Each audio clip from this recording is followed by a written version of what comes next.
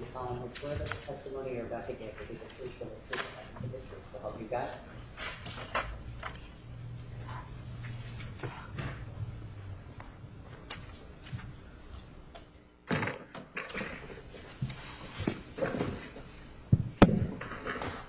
May I have your name, sir? Robert Brown, And who do you presently work for? Surprise Police Department, And how long have you worked for the Surprise Police Department? since January 5th. This year? Yes. Prior to that, and I can pull the microphone a little closer. Prior to that, who did you work for? The Mesa Police Department. And what period of time did you work for the Mesa Police Department? I was hired by the Mesa Police Department June 30th, 2003, and my last day was 12/31 of 2014. And when you worked for the Mesa Police Department, did you have occasion to deal with the forensic aspect of computers? Yes. And specifically, when did you begin to work with computers when you were employed by the Mesa Police Department? I was selected into the computer forensics unit about mid-2008. And from that time until now, have you worked on computers as part of your duties, or did you do other things like go on patrol since 2008? No, I've been assigned to the computer forensics unit and solely worked that. Prior to that, did you have any experience working with computers, again, from a forensic standpoint? Yes. Explain that to me. When I worked for the Flagstaff Police Department, we were starting a forensic unit there, and so I went to some classes while employed with the Flagstaff Police Department from about either 1999 or the year 2000 until I left in 2003. In 2008, when you were with the Mesa Police Department, you indicated you were reassigned to the forensic unit. Were you provided any training at that time? Yes. Were you provided any training before, or just at that time? By Mesa? Right, by Mesa. No, my training started with Mesa in 2008. Explain to me what the training was beginning in 2008. NW3C is the National White Collar Crime Center. They are a federally funded organization that puts on training for law enforcement for white collar crime. They have computer classes, and they vary in skill level and such. And so I have gone through what's called several beginning classes. They're called stop classes, basically just how to tear down a computer. But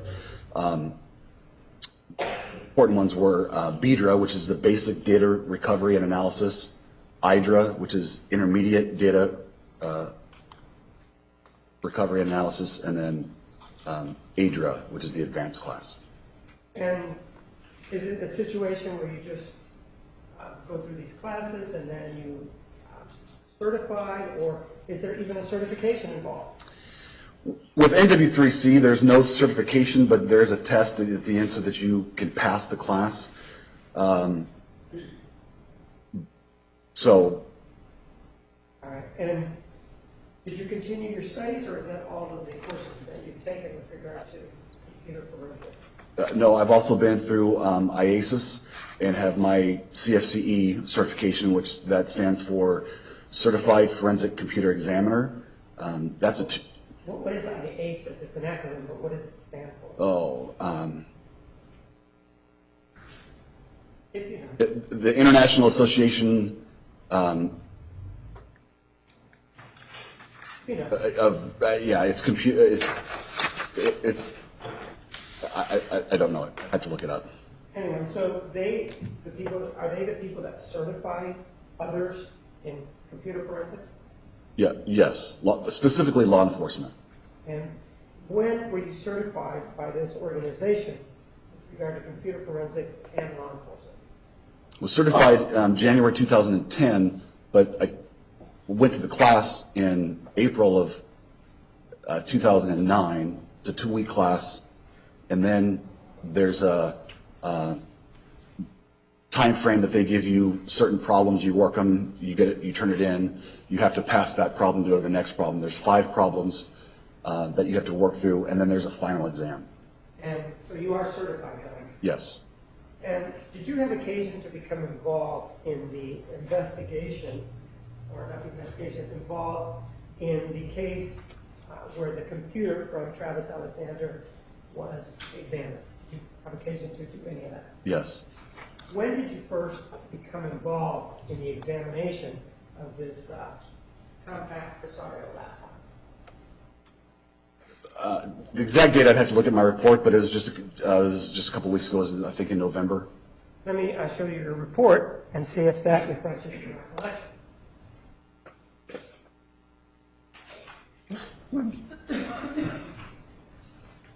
Take a look at Exhibit 929 and see if that refreshes your recollection as to when you became involved. Yes, it does.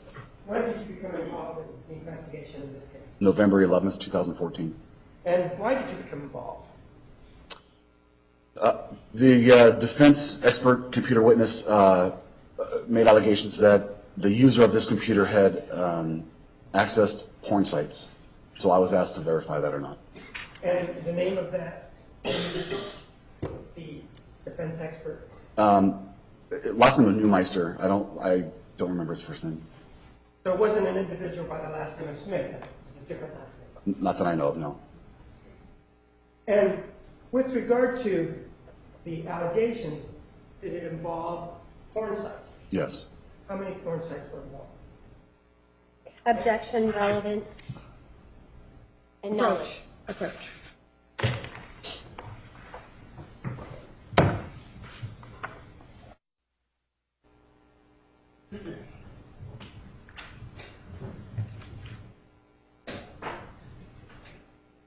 So you started your work, and it involved certain websites that were allegedly porn websites, correct? Yes or no? Yes. And those websites, can you please read the websites to us? Just read the websites.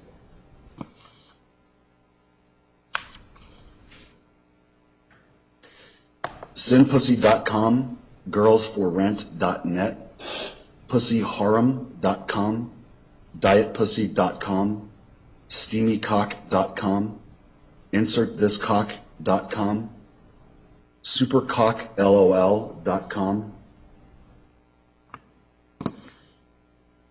onlycunt.com, sexpicsporn.com, pornxxxfilm.com, childrenvilla.com, onlysex.ws, only-virgins.com. And so, with regard to your investigation, you used that as a starting point, correct? Correct. And then, one of the things that you did is you conducted an experiment, correct? Correct. You took a portable laptop from the Mesa Police Department, correct? Yes. And in that laptop, you cleaned out the hard drive, didn't you? Objection, leading. Overruled. Right? I completely wiped the drive, yes. What does that mean that you completely wiped the drive? I used Incase, which is a program that we use in forensics, and wiped the drive, meaning from the very, very beginning to the very end, it wrote zeros for the entire hard drive. A hard drive in a laptop, it either writes a 1 or a 0. Those are the only 2 options you can write on a hard drive. And it wrote zeros through the whole entire thing. And what do the zeros mean? I mean, you could do it random numbers, you could do it with all ones, but we use zeros so that we can verify that it is wiped. And so it wipes the hard drive. Incase runs an algorithm against that hard drive that is now wiped and says, yes, it's verified that it is wiped. And so you ran the Incase program and verified that. Yes. The computer at the Mesa Police Department was zeroed out. Correct. And then did you install a program? What was the purpose of zeroing it out? Why did you zero it out? Just so I can make sure that I was starting fresh and then I knew that it was a clean slate from what I wanted to do. Are you familiar with something called Spybot Search and Destroy? Yes. What is Spybot Search and Destroy? It's like an anti-malware, antivirus program. It's a free download that you can load if you want to prevent viruses getting on your computer. Did Mr. Alexander have the SpyBot Search and Destroy program on his computer? Yes. Was there a certain version of SpyBot Search and Destroy that he had on his computer? Yes. And what was it called? Version 1.4. Did you then take SpyBot Search and Destroy version 1.4 and put it onto the zeroed out computer that you had? Yes. Why did Well, you? Go ahead.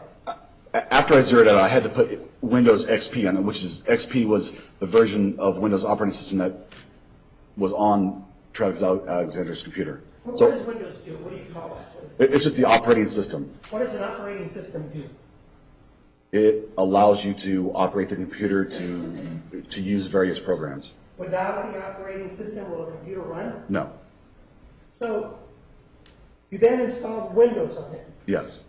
Does Windows, the Windows that you installed, did it bring anything with it such that it would change the zeros or the cleanliness of the hard drive that you were working with?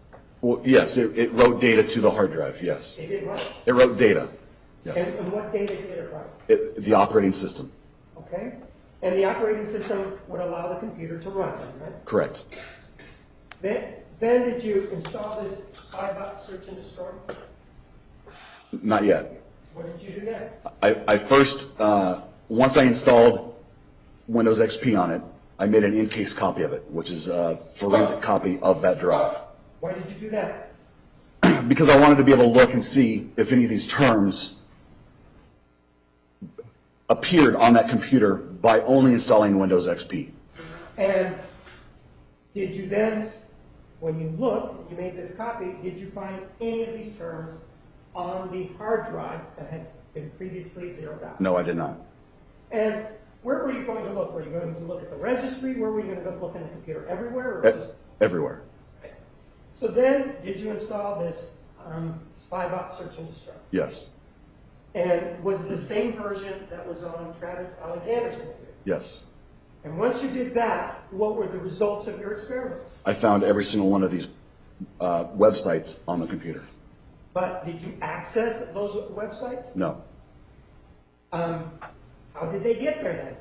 SpyBot Search and Destroy has what's called an immunization feature. And so if you click on the immunization feature, it basically immunizes your computer against harmful websites that could potentially harm your computer. And so it lists websites that it knows are malicious on the computer to prevent your computer from going to those websites. And where did you find these items, these sites listed? SpyBot Search and Destroy writes them to the registry. And what is the registry? The registry is kind of the backbone of Windows, and Windows continually references the registry for settings, for the users that are on the computer. So it's kind of like the spinal cord of Windows. In your report, you indicate that these items that we've been talking about, and then you also say this, the websites that you mentioned, and thousands more. When you say thousands more in your report, is your conclusion just restricted to the 13 that you named, or is it inclusive of thousands of more websites that were in the registry? Objection, compound question. Sustained, rephrase. Is it inclusive of other registries? Of other websites? You see what I'm talking about? It doesn't just limit itself to porn sites. SpyBot Search and Destroy has a list of known malicious websites. My question is different than that. Does it include more than the 13 porn sites? Does it include other porn sites? Yes. And so what is your conclusion with regard to the 13 plus the other thousands of websites that are on the registry as to how they got on the registry? Objection, foundation, which part of the registry? Overruled. You may answer. My conclusion is that SpyBot Search and Destroy places not only these 13 websites, but thousands of them on the computer in order to prevent that computer, once immunized with SpyBot Search and Destroy, from accessing those websites. And so is that a function of SpyBot Search and Destroy, or is that an individual sitting at the computer and actually hitting the keys and stroking it, and hitting the keys so that the websites are in the computer? Objection, Foundation, as to which part of the registry he's referring. Approach, please.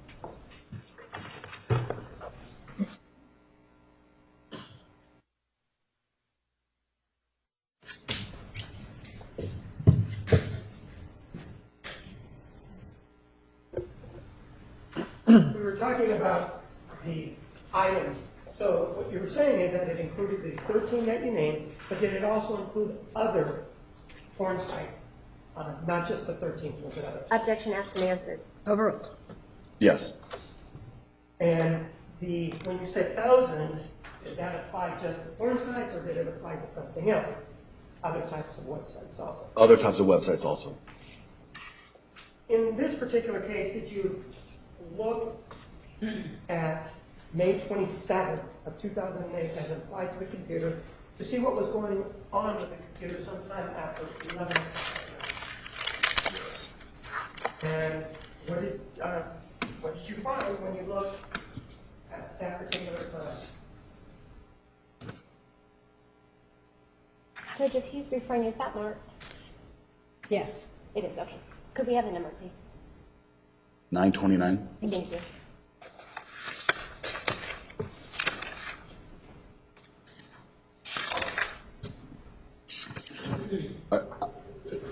Are you referring?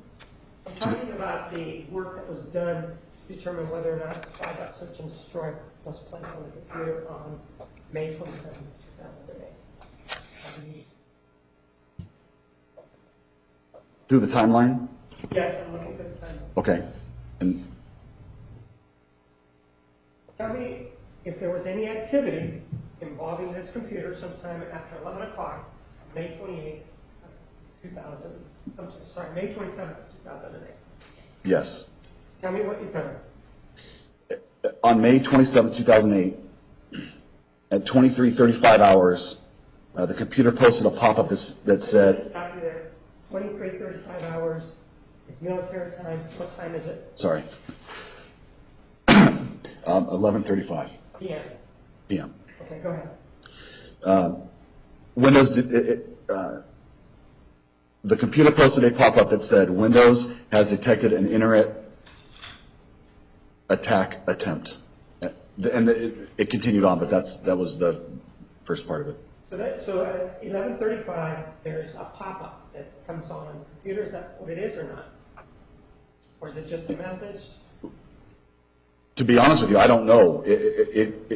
This could be a message from a real virus protection program running that says, hey, there's a virus. It could be a virus that's on his computer that pops up and says, hey, you've got a virus. Click here and, pay your $59. But there's definitely some sort of message that the computer user has on that computer saying it's under attack. Correct. Then what's the next thing that happens? At 23:50, which is 11:50 hours p.m., Internet Explorer stopped working. And what does that mean when you say Internet Explorer stopped working? What does that mean? What was written in the timeline was just that it hung up. It stopped working. What could cause the Internet Explorer to stop working? There could be a lot of different things, but a virus is one of those things that could stop your internet from working. What happens next with regard to this computer? 23:52 hours, which is 11:52 hours p.m. The same pop-up occurred again that Windows was under attack. Okay. And then next, what happened? At 23:53, so 11:53 p.m., SpyBot Search and Destroy was run.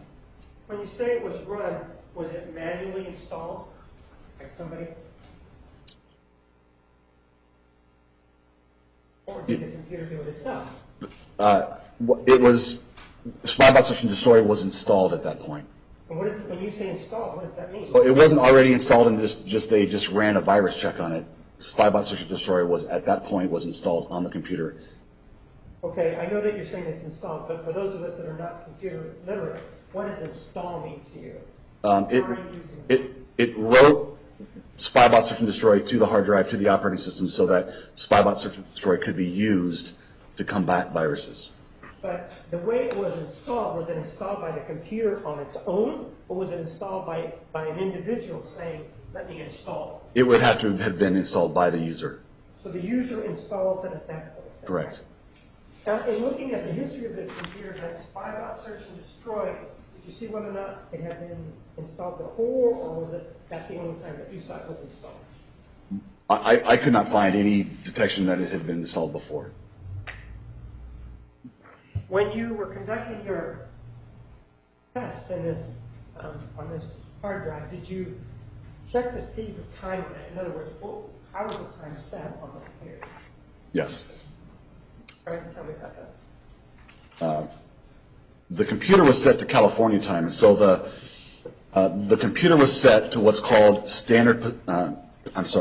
Pacific Standard Time, which means, basically in simple terms, California time. So it's GMT time minus 8 hours. When you say GMT time, are we talking about Greenwich Mean Time? Yes. Go ahead. This computer was set to where it would change for daylight savings time. So at this time of the year, in June, the current, so the time zone was set to Pacific Standard, but at the current time, the current standard was Pacific Daylight Time, meaning that the current offset was minus 7 hours. And when you say the current offset was minus 7 hours, so if we're talking about 11 o'clock in the morning, what does that mean, this minus 7? It means that in Arizona, we don't change. We don't have daylight savings time. So we are always minus 7 hours. So in June, the time that the computer was set at was minus 7 hours. Arizona's set at minus 7 hours. So the time on the computer matched what Arizona time was. So for example, if the computer said 11 a.m. GMT time, Greenwich Mean Time, what time would that be in Arizona?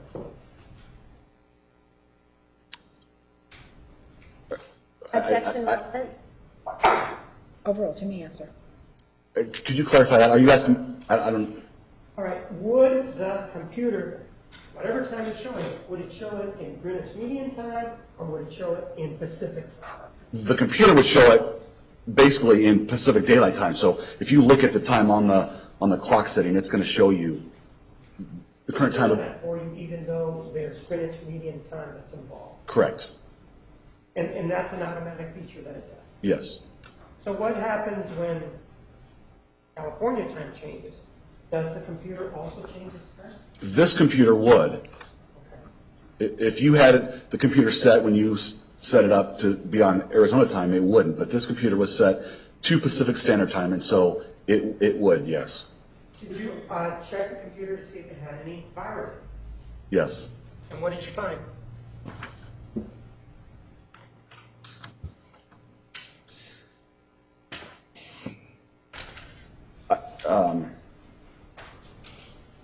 I ran 3 different virus programs against this computer, and I used Microsoft Security Essentials, which is a free program from Microsoft.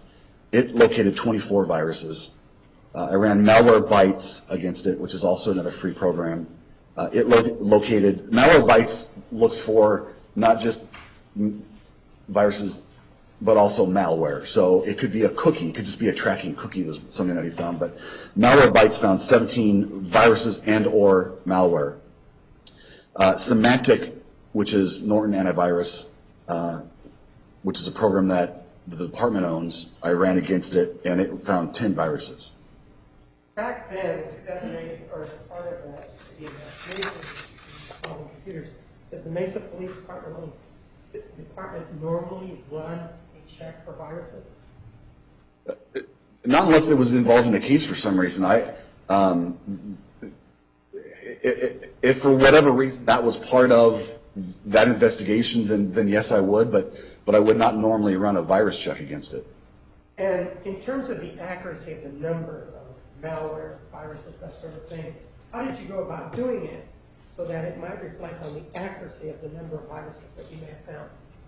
So one thing that InCase does is InCase, when I'm looking at Traffic Alexander's hard drive in InCase, it has a feature where I can take that, basically his hard drive, and I can virtually mount it in my computer. So it's almost like I took the original hard drive and I plugged it into my computer. And now it pops up in Windows Explorer and it lets me see his file system, like I actually plugged it in. So it's sitting there in my computer in a virtual environment. Once I do that, of course, my virus protection that's on my computer is going to start to work. And so what I did was I would run Microsoft Security Essentials against that hard drive, let it find as many viruses as I could find, and then I would shut down and restart again. And the reason for doing that is because if Norton is running in the background and I'm running Microsoft Security Essentials, if Norton finds something and says, hey, I'm going to quarantine this real quick, Microsoft may not find it. And so I'd run Security Essentials, shut everything down, restart it, bring it back up in a virtual environment, run malware bytes against it, shut it down, bring it back up in a virtual environment, and then run Norton against it. And that's what you did in this case? Yes. You've mentioned InCase, and that's a correct? It's a what? A program? Yes. What does that program do? It's a forensic piece of software that allows me to forensically make what we call a forensic copy of a hard drive. It allows me to look at that hard drive. It allows me to search for different items in that hard drive. Like I said, I can take that hard drive and I can mount it.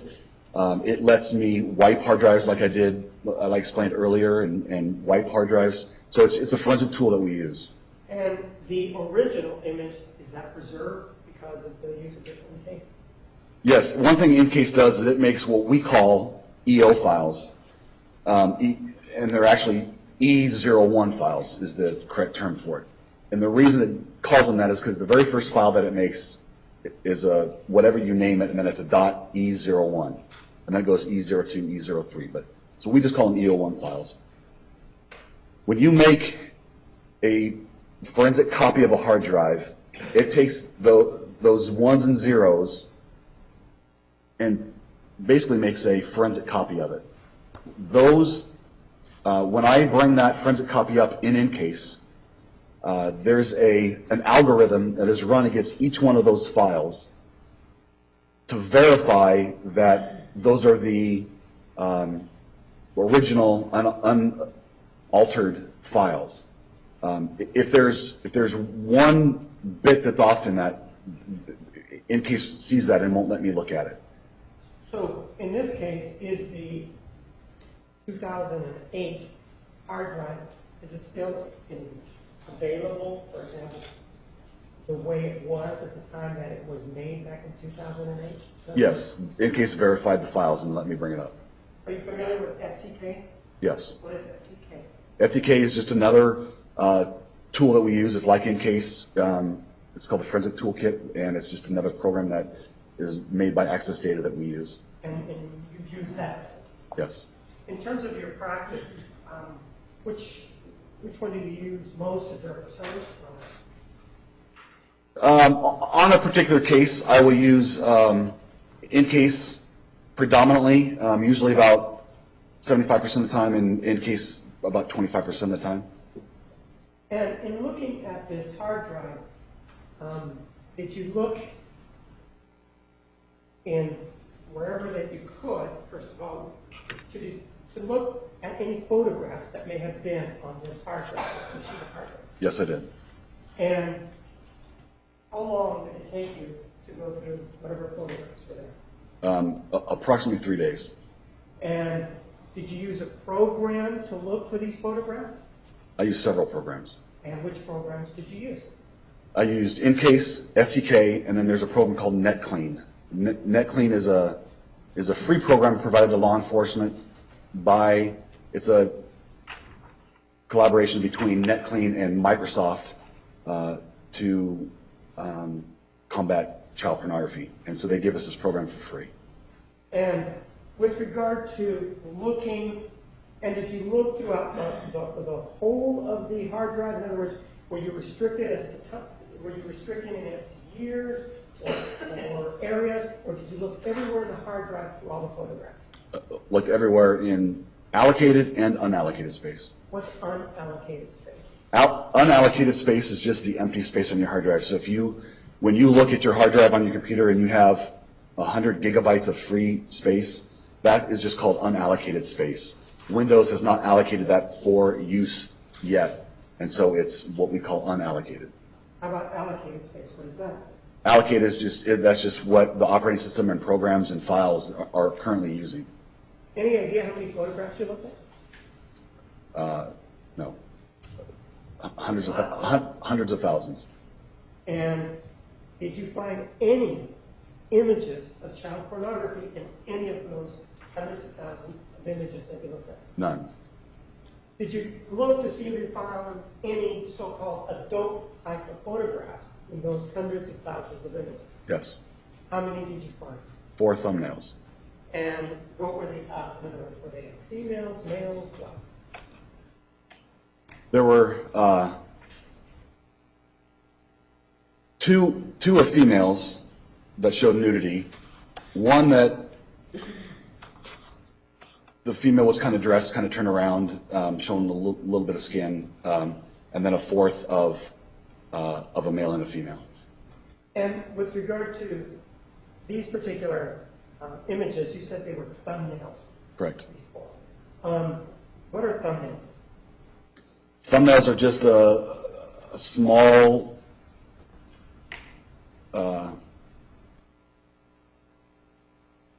just a small image of the original photograph. So different programs will make thumbnails. If you use a photo viewer and you're looking at your family photos and you're looking at Windows Explorer, and you bring up the pictures and they show little, there's 30 photos on those are thumbnails of the original image. Windows has to write that information somewhere, and so it writes those photographs, those little small ones, to what's called a thumbnail database.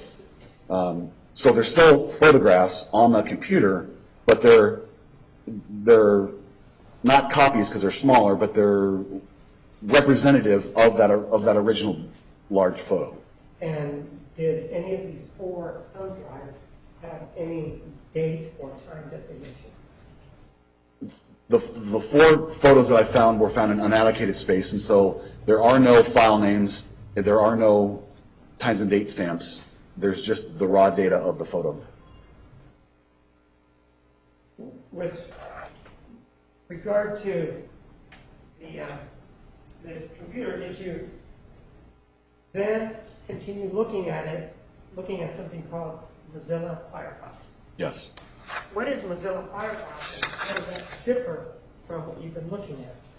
Mozilla Firefox is a web browser, just like either Internet Explorer, Chrome, Safari.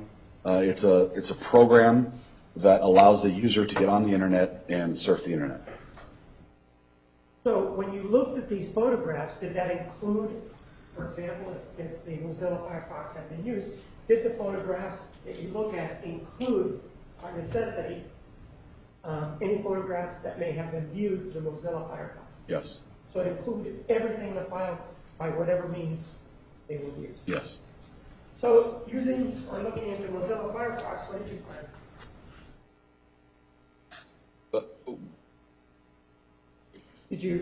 Did you find any indications of any that the user going to Mozilla Firefox had found or gone to any websites? Yes. And what website did you find that he went to, or that the user went to? There were several websites. There's a whole list of. Are you familiar with something called Alexa? Yes. What is Alexa? Alexa is a website that you can go to. It's owned by, I'm pretty sure, Amazon, that holds statistical information about websites. And so if you owned joesbarbecuegrill.com and you wanted to see how many people had gone there, or how many viewers you had, or where you ranked in the world of of your website compared to other websites. You could go to Alexa and you could research that information. You can also go to Alexa and find the #1 website in the world or in the United States for web traffic or for visitors, or and so it just holds statistical information about websites. And is this Alexa website, is that still something that's an ongoing concern, whether it's still out there? Yes. And did you see any activity between the user and the Alexa website on June 1 of 2008? Yes. And what did you see? That he was browsing through Alexa's website. And was he looking through a listing? Is that what was he doing? Objection, speculation. Overruled. I'm not sure if I know what he was doing, but he was on Alexa looking at just Alexa's web pages. And did there come a time that he clicked on something? Yes. And so when I say clicked, is there a difference between clicking and actually typing something in? Yes. What's the difference? So the way I looked at this, I used a program called Net Analysis. Net Analysis is another program that we use that I load. Let me just, I guess, start a little bit farther back. Mozilla Firefox 2.0 and before, so this is back in 2008, this is a long time ago, used what's called a history.dat file to store data. After 2.0, it no longer used a history.dat file. On this occasion, he was using Mozilla 2.0, and there was a history.dat file on the computer. So I used Net Analysis, and I put the history.dat file, let Net Analysis parse that data out. So it gives me kind of a timeline of where Mozilla Firefox with the websites that he had gone, or the user of the computer had gone. If I can just to it. So, Was there a time period that you looked for, or was it just for everything? Was there a specific time period? it parsed out the entire history.dat file, and the date ranges that Net Analysis gave me, was January 29th, 2008. And the first entry was at 22:59 hours, which is 10:59 hours p.m. And it gave me until 6/3/2008 at 19:14 hours, which is 7:14 p.m. And that time period that was selected there, did you select it or did the program select it? It wasn't selected. It parsed out the data that was there. In other words, it parsed out everything that was there, and it was during that time period that you just indicated. Yes. Mozilla does not keep a long record of history in the history.dat file, and so it parsed out what was in the file. And did it parse, or did you find something on June 1 of 2008 as the individual that was using it involving it? Yes. Clicked or what? So one of the things that Mozilla Firefox does is it records the referring URL. So a URL is, if you typed in, again, joesbarbecue.com into the web browser, and that's a URL. And so if you're on a page and you see something ad, or you see something that you like, that you want to go research, you click on it, then it records that information that is that page that you're currently on is the referring URL to that new page. And so at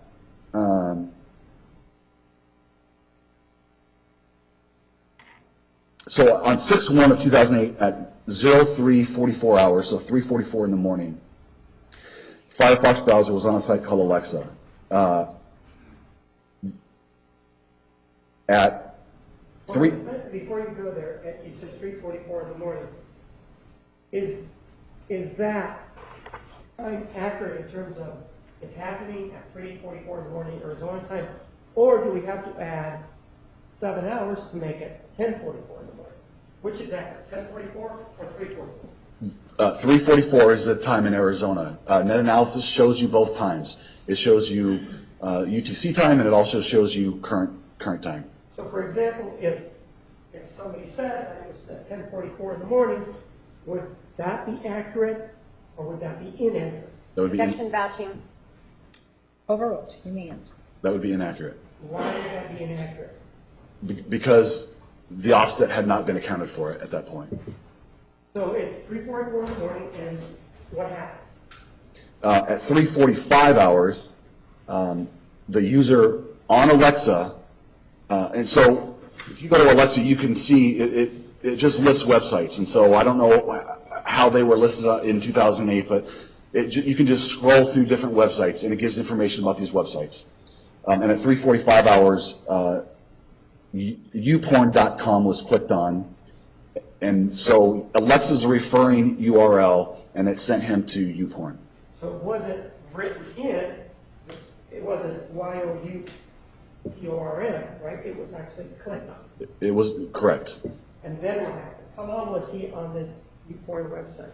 The user of the computer was on from 3:45 hours to 04:36 hours. And that's 4:36 in the morning? Correct. And when he was on there, can you tell how many things were looked at, or what can you tell us? Well, I can tell you that net analysis found in that database 6,435 records. So it just, and those are not necessarily each individual website. If you go to a website and it has 3 or 4 ads, those are all going to be listed.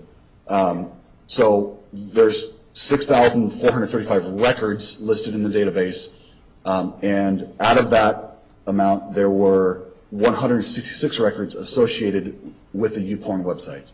So what does that mean, 166 and then 6,000? What does that mean in terms of this individual clicking on the YouPorn website? What does that mean?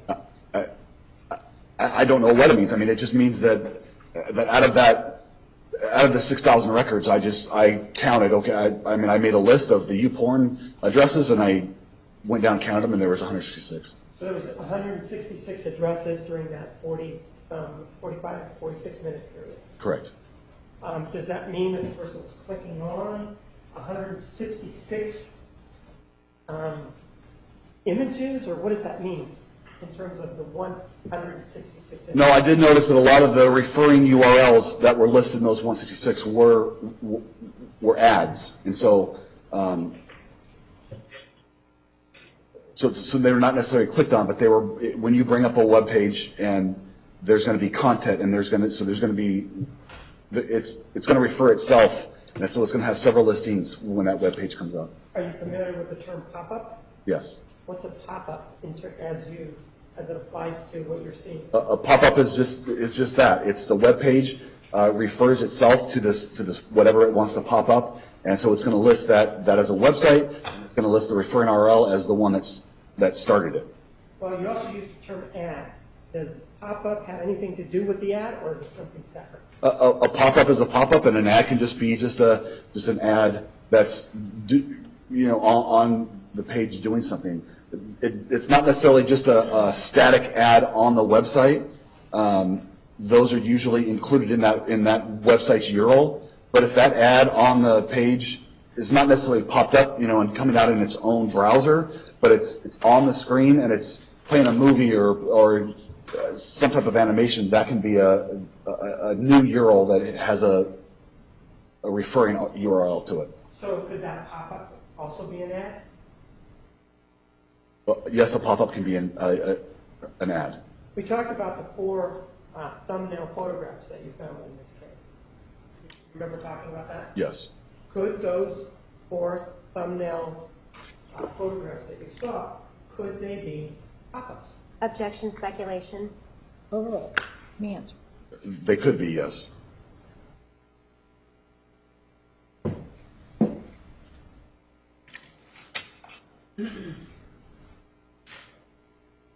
Did you check, you use the word URL. What is URL? What does that mean? What are we talking about? It's URL is basically like the name of your website, and so it's what if you go to google.com and that's in the browser HTTP :/ that's the URL. And It stands for Universal Resource Locator. and to get to the URL, you could get through it, I think I heard you say, either by clicking or by typing in, right? You can type it in a search browser like Google in the bar, and you can type it, search for it that way. You can type it actually in the URL box at the top and actually type in the complete line. Or if you're on a website, you can click on Right. links. Rather than the location, the method of getting to the URL could be either the user typing it in or clicking on something. Yes. Like it's a URL. Yes. In this particular case, were you able to look at the most recent URLs that have been clicked or typed by the user? Did you find that? In this case? I found a list of 25 from Internet Explorer. You started out with the qualifier Internet Explorer, but what does that mean? Internet Explorer keeps a list of the 25 last visited sites, and so I was able to go in and find those last 25 visited sites. And Any of those 25 most recent sites that were typed in, any of those porn sites? no. I don't have any other questions. All right, ladies and gentlemen, we're going to take a 10-minute recess. 10-minute recess. Please remember the admonition. You're excused. All rise for adjournment.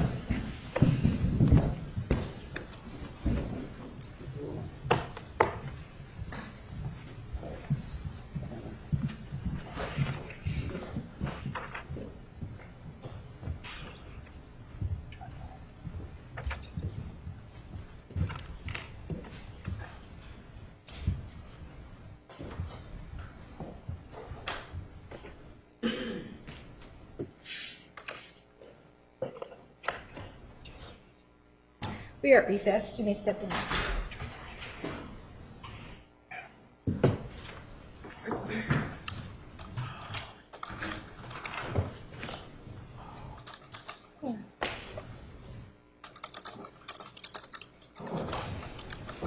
Detective, please come on up. Counsel, approach for a moment, please. Yes, on the record.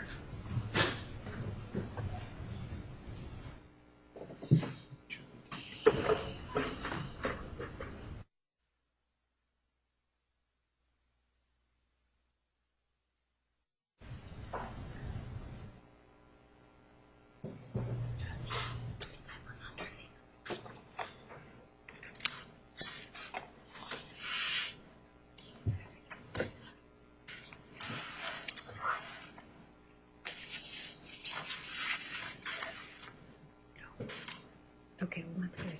That's the case.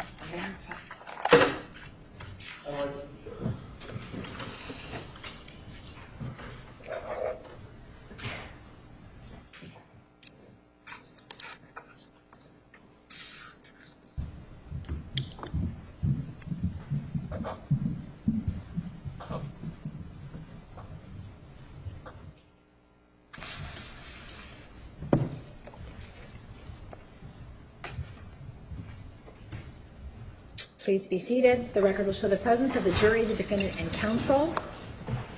Mr. Watt, you may cross-examine the witness. Good morning, Mr. Brown. Good morning. Well, what you just testified to, you were talking about an image that was created in 2008, right? Correct. And it was Detective Melendez who created that image? Yes. And that image was created on June 11th of 2008? Yes. So that would have been, you want some water? No, I'm good. So that would have been created just one day after it was impounded? I think that's correct. And you didn't look at any other images that had been created after that? Correct. Okay. When you're looking at this image, you talked about Encase as a software that you used to help look at it. Yes. But you also used other tools too. Correct. And you believe that using multiple tools is important to be able to get all of the information, or as much as you can. Yes. And sometimes one tool isn't going to do that for you, is that right? Correct. Like, for example, I mean, you had in-case, but then you had to use this, you talked about a software net analysis. Correct. And that was to help you parse out the data that came from Mozilla. Right. Okay. And so it's just it's beneficial to everyone if you're trying to find out information that's contained on whatever image to use different tools. Correct. One of the things that you did was you told us that you searched for viruses. Yes. And you did that, you used 3 different programs to search for viruses. Yes. And you were telling us that when you were searching for viruses, as soon as the image was put onto this virtual reality on your computer was, your virus system was already starting to work, right? Correct. So you were careful about, you used one antivirus program, right? Correct. And I think you said you used Microsoft Essentials? Microsoft Security Essentials? Security Essentials? And that found 24 viruses?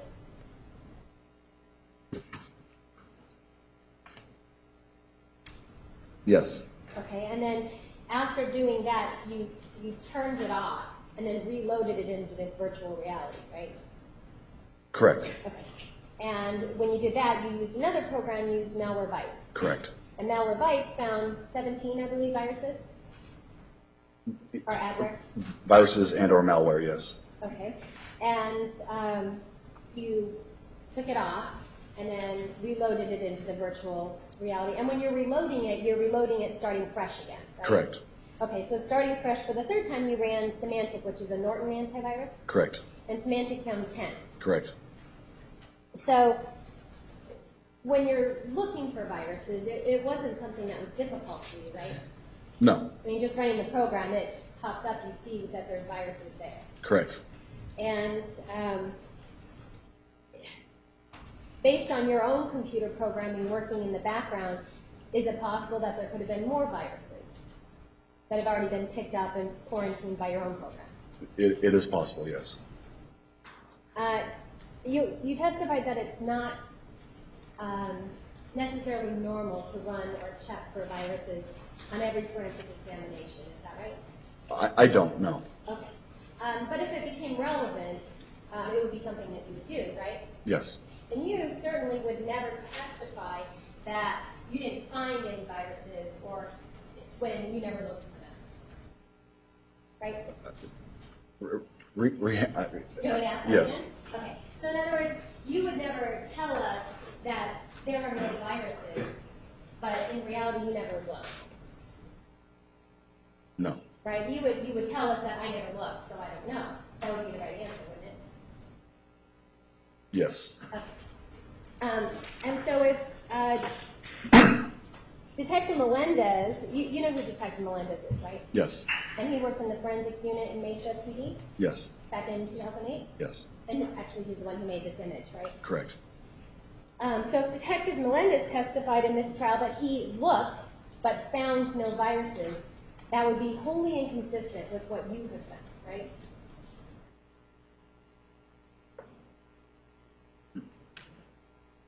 Not necessarily. So if somebody looks for the viruses, they're able to hide? Sure. If it's a brand new virus and Malwarebytes or Norton doesn't know about it and you do a search for it, it's not going to find it. But now, 5 years later, it's absolutely going to know all of them.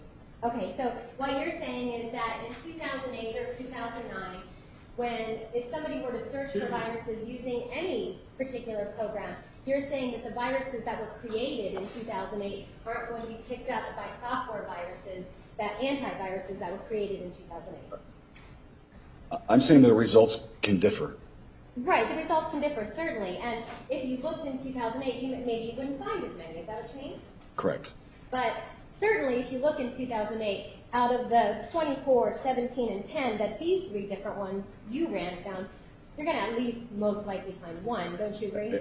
I don't know. I didn't look at the computer in 2008, so I don't know. You don't know. You talked to us about SpyDoc, right? Correct. And through your investigation, the things that you did on this image, well, you did more than what you just talked about on direct, right? I don't know. Okay. Well, you created different lists and different information that you found from the image, right? I don't understand your question. Okay. So, besides looking at this SpyBot issue, you did other things with this image. You looked at other issues on this image. Oh, yes. Okay. So, and what you did, you exported that information onto a Patriot thumb drive.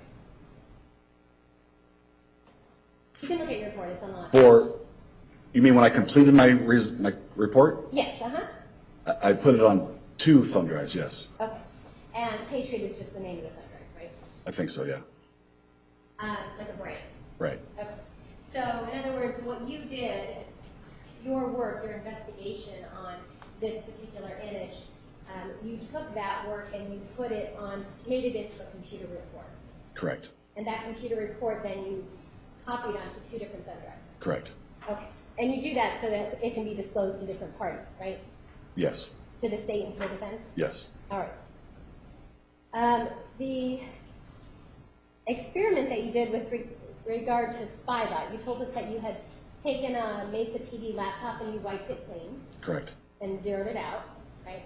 Correct. And then the next thing you did is you loaded Windows XP. Correct. You loaded Windows XP Media, is that right? Correct. So that's not exactly the same XP program that Mr. Alexander had on his computer, right? Correct. It is a different program. Yes. So because it's a different program, it is going to have slightly different data written into the computer. Media Center it has some added features to the regular Windows XP. Okay, so there's going to be different data that's written into the hard drive Yes. than what Mr. Alexander had on his. Correct. Based on what you found, you learned that SpyBot was downloaded on May 27th of 2008, right? SpyBot was installed. Installed. Yes, installed, right? Yes. Okay. And what you were telling us earlier is that there was a problem going on with pop-ups, right? Correct. So there were pop-ups happening on this computer just before SpyBot is manually installed. Yes. And you told us that it was a manual installation. In other words, a user actually had to put it into the computer. Correct. And this is happening just a minute or two after these pop-ups, you see these pop-ups occurring. Right. Did you look at any other time for whether or not there was a problem with pop-ups? No.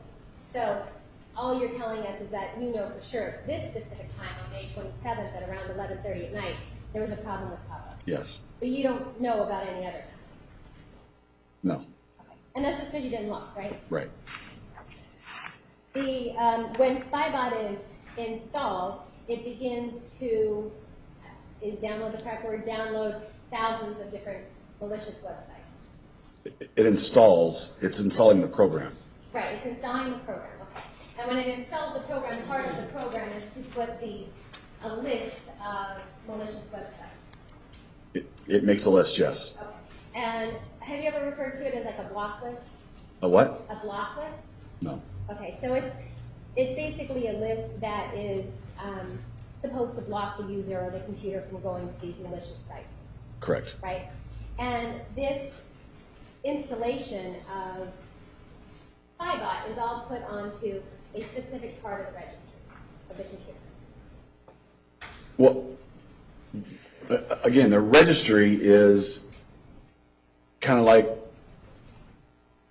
the database that different programs use to access. So, it installs in the file system, but it did make a list of restricted websites in the registry. Okay, yes, and those restricted websites listed in the registry, that's on a specific spot in the registry. Yes. So you're familiar with, part of your report dealt with like sectors, different sectors of the registry where things can be found, right? I wouldn't call them sectors, but there's different areas of the registry, yes. Okay, so there's different areas of the registry, and what we're talking about is SpyBot as when it's installing into a specific part of the registry. Yes, Okay, and what it's installing is, you were telling us, is that it's installing lists, right? correct. And I believe it took about 3 minutes for this installation to take place. Yes, And during this installation, these massive number of lists are getting installed or written into the registry, right? yes, And part of those lists includes pornographic sites. yes, And part of those lists are just malicious, what is known to be malicious websites. correct. And these lists aren't, they're names of different websites, right? Yes, But they're not pictures of websites, no, just names. correct, And there's not movies from different websites, correct, just names. correct. That's the only thing that SpyBot is doing with regard to those malicious sites. Yes, And you had told us, well, the part of the registry that this software is being installed on is it called the zone map? yes, that's part of it, yes. Okay, so is that where SpyBot is being installed to? That's where it's making its list, yes. Making It's it. being installed to the file system, Being installed to the file system, the list is going in the zone map? yes. Okay. Part of your investigation, you said you went through photographs, Yes, and it took 3 days about? yes, Okay, so let's talk about that for a second. When you had Encase, a software program, pull up for you as many photographs as it thinks exist. Right? correct, correct, So that's the computer pulling up the photographs, right? yes, But then you, as a human, have to actually sit there and look at each photograph, right? correct, correct, And you're telling us that you were looking over a period of 3 days correct, at all of these different photographs. yes, And so you, as a human, are the one who's looking for potential photographs that have any nudity, right? correct, And you said that you found 4.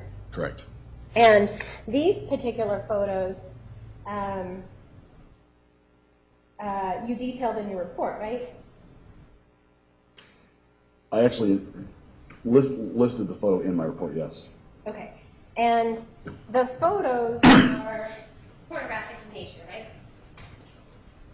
Well, I think 2 of them, or 3 of them are, one of them is questionable. Okay.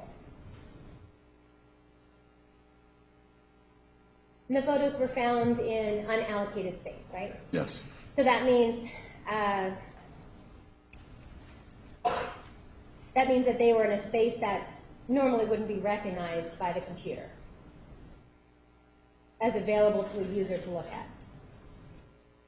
correct, And that happens when things get deleted, right? yes, So when a user deletes things, they don't necessarily come off the computer, right? correct, They just get marked by the computer as we're not going to look at you anymore, right?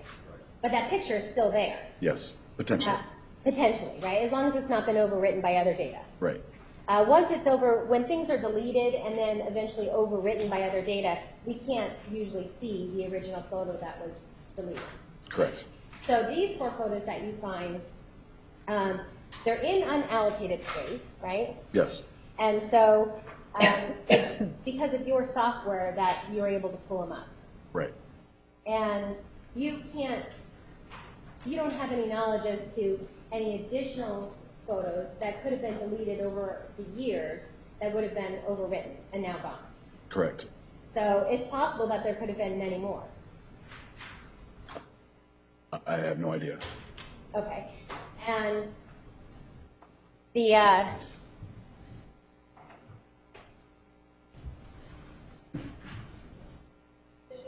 You may. I'm showing you what the mark is exhibit 930. Are these the photos that we're talking about? Yes, And on the last page of that, does it give a description of your net analysis that you just discussed? yes, There's defense moves in exhibit 930. No objection to the photo, but to the writing cumulative. Approach, please.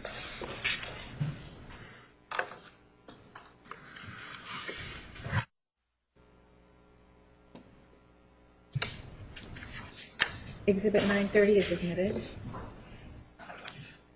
Hey, Mr. Brown, you said that you were telling us that 3 of the photos seem pornographic in nature. You're not sure about the 4th. I guess that depends on your definition of pornographic. Okay. All right, so we're looking at Exhibit 930. And this is one of the pictures that you saw, right? Yes. And you would describe this as pornographic, right? Yes. And obviously I'm not showing the entire picture, Yes. but the woman is completely nude, except for the shirt that's wide open on her, right? She's showing everything, yes. She's showing everything.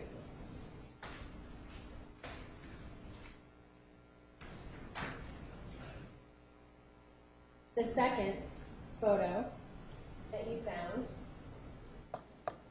this woman, again, she's completely nude. Yes. Right? And from top to bottom, other than the shirt that's wide open. Correct. You consider that pornographic, right? Yes. And the first one as well? Yes. The third one that we see, this one actually has a title on it, right? Correct. Bend over and gay? Or bend over and stay? Correct. Okay. And you consider this pornographic in nature, right? No. You would not consider this pornographic? No? No. Okay. And that's, like you said, based on individual's definition? Based on Arizona revised statute, there's no, she's not showing any part of her breast, vagina, or anus. Oh, okay. All right. So based on legal statutes, that's what you're saying? Correct. Okay. All right. This does appear to be the cover of a movie, doesn't it? I don't know. Okay. You see that there's a title, right? Yes. And you see that I've never seen it before, so I don't know what it is. it tells us who's starring in it? It looks like that, yes. Okay. And that usually occurs on titles of movies, doesn't it? I don't know. When you have a title and then who's starring? Right? I mean, you've been to Blockbuster before they closed down, right? I don't know what that picture is for. It looks like it could be for a movie. I don't know what it. I cannot say that it is for a movie. All right. And then the last photo, this one.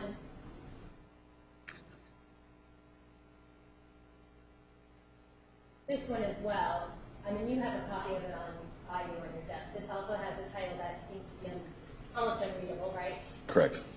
And this particular picture you would consider pornographic, right? Yes. Because the part that I'm not showing is she has a penis in her mouth. Yes. These were all photos that you found on Mr. Alexander's computer, right? Yes. On the hard drive. Yes. And you found them in unallocated space. Yes.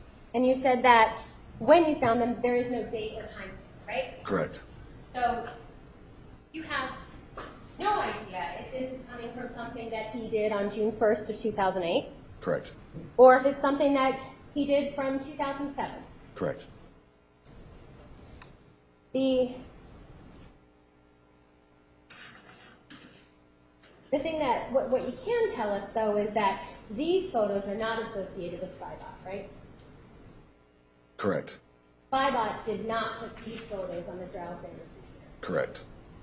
One of the other things that you did is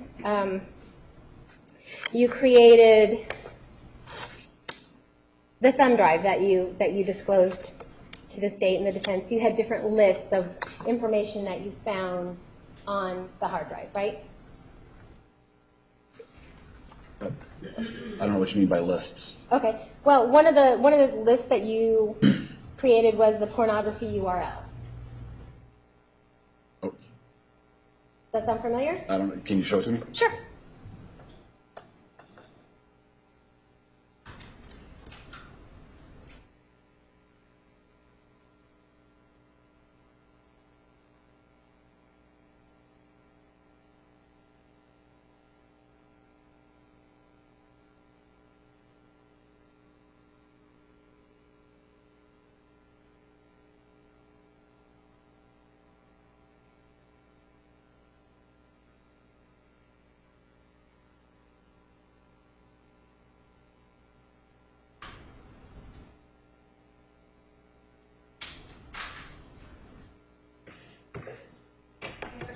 Yes.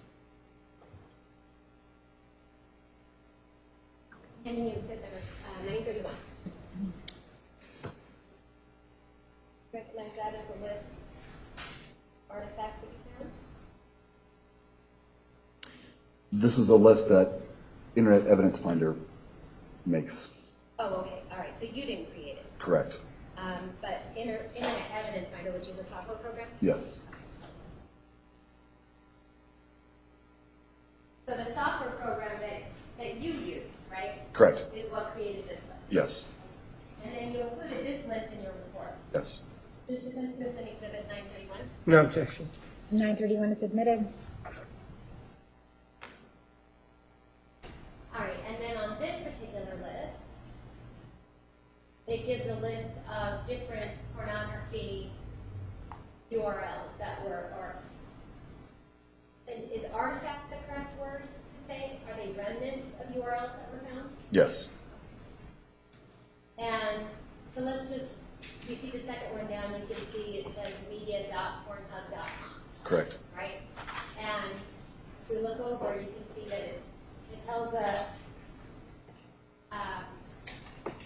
where it was located. Is that right? Yes. Okay, so it's telling us that this particular website was located in an unallocated cluster.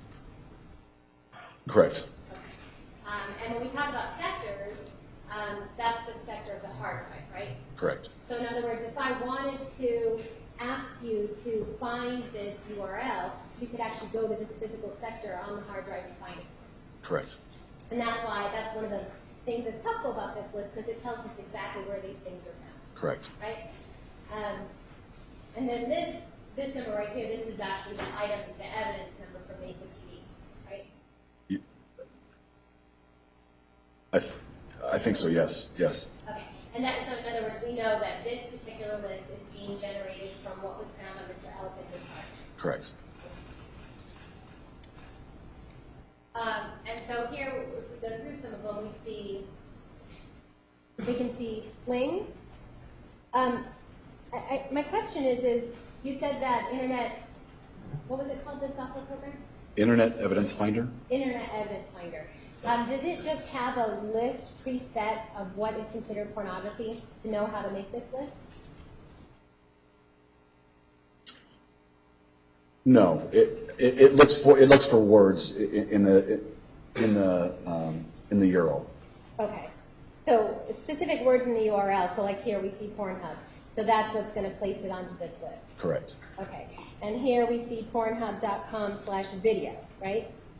Well, if you keep on going, it's a JPEG, but yes. Right. And if we keep going down, we see a lot coming from Pornhub, right? Correct. Pornhub.com. Correct. And here we see, starts out with pics.pornhub.com. And we're seeing thumbs. Does that mean thumbnails? That's how I would interpret it. That Do you not know for sure? I don't know.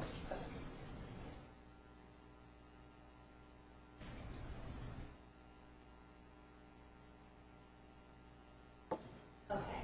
And then Pornhub, we see the second one,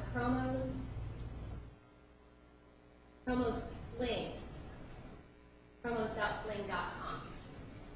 That gets placed into this pornography URL apparently, right? It did, yes. Okay. And we have more of that Fling, more Pornhub.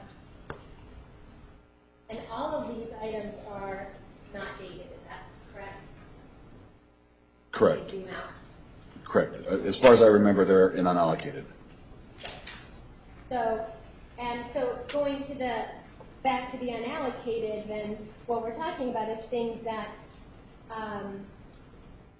could have been things that were once on the computer but now deleted, right? That can make it land up in unallocated space. Well, I don't think that terminology is correct. Okay, that's just one of the ways, right? That something can land on unallocated space. So we're not talking about these websites. We're talking about anything on a computer. Anything in general, right? Yes. And generally, too, if we're talking about websites, if a person is going to a website on their computer and the computer is not downloading, but you're watching a video, from this particular website, it's going to leave like footprints on your computer, right? It can, yes. Okay, so, and that's where some of these remnants might come from as well. I can't say where they're from because they're in an unallocated space, you can't trace them back. Okay, but that's a possibility, right? It could be.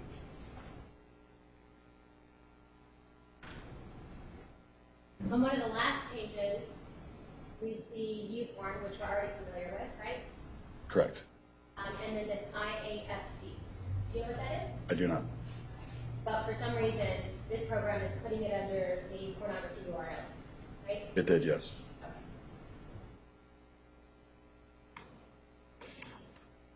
What we're talking about here, these are an unallocated space, right? I think so, yes. Okay. And so this, what you can tell us is that these have nothing to do with SpyBot, right? Not necessarily. No? You think that it's maybe something that was on the registry from SpyBot, deleted at one point, and now put in here? Windows constantly makes copies of the registry and then deletes the old copies. Uh-huh. So there's lots of stuff in unallocated space that's SpyBot found, or I'm sorry, that SpyBot put on the computer that is now unallocated. Mm-hmm. So, again, I can't tell you how that got on the computer. Okay, but you can tell us that, you certainly can't say that it's something that's for sure that SpyBot put there, right? You would have to give me a specific item that you would want an answer for, and then I'd have to go look for it. Okay, well, let's just try this one. This long one right here. The list that you see in SpyBot are lists of just a website, of websites, right? This looks to me like it's a pop-up ad because there's the word "pop new."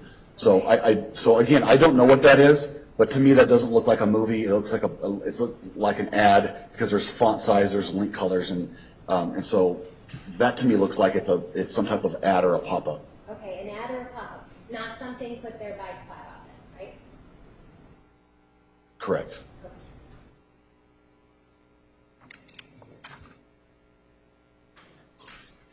One of the other lists that was generated in your report was dating sites.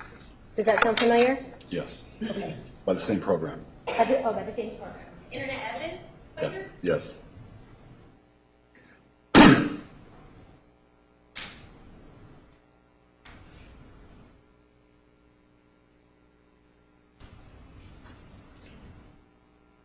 And these dating sites, this is something that is listing out different dating sites that was found on Mr. Alexander's hard drive, right? You'd have to show it to me. Okay. Do you not remember it being in your report, or you just need to see it? Well, Internet Evidence Finder puts out a huge report. Is that correct? Yes, yeah. Yes. Okay. And you included all that in what you disclosed to the State and Defense, right? Yes.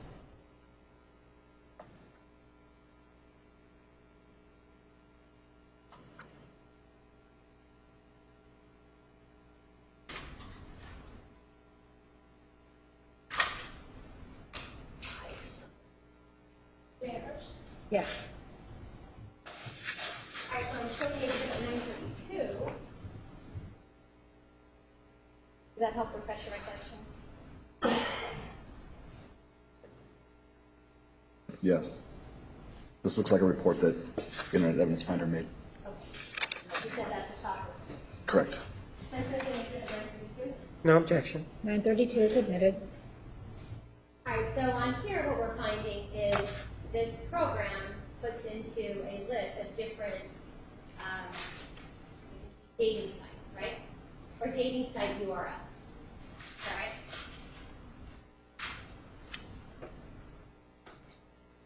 If that's what Match.com is, yes.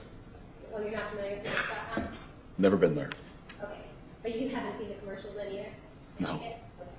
All right. So we have this list, though, is created basically with the software that created the list is calling Match.com a dating site. Correct. Okay. And then, so we see Match.com. We see numerous lists for Match.com.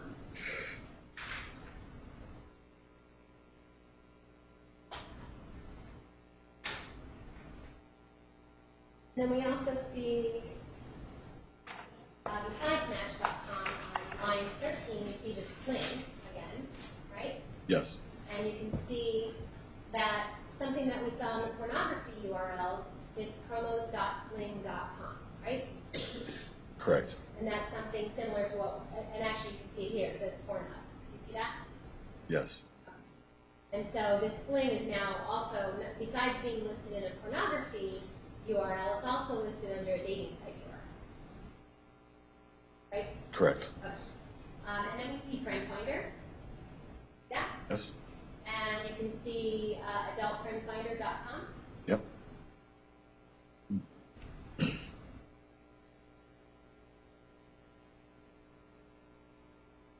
And then towards the bottom of this list, we have some more coming from Fling, some more coming from Friend Finder. You can see Friend Finder graphics.adultfriendfinder.com. Can you see that? yes, And same with the second line. Right? yes, And again, these things being listed as browser activity, right? well, yes, Okay. And then again, it's telling us where it can be found. correct, All right, and again, these are all found in unallocated space. correct, And again, we're still looking at Mr. Alexander's computer, right? yes.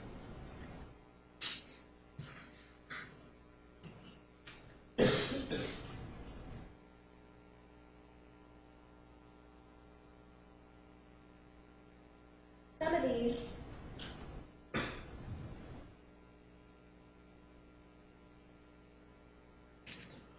some of this information was actually dated. So let's take a look at, we see Match.com.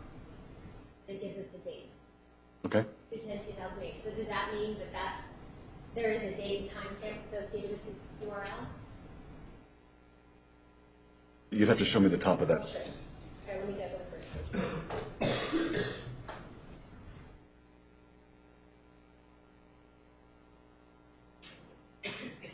Okay, Okay, so when there's and you can see it actually here too, May 24th, at Match.com. So when there's a date, does that mean that there's a date and timestamp associated? it appears so, yes. Okay.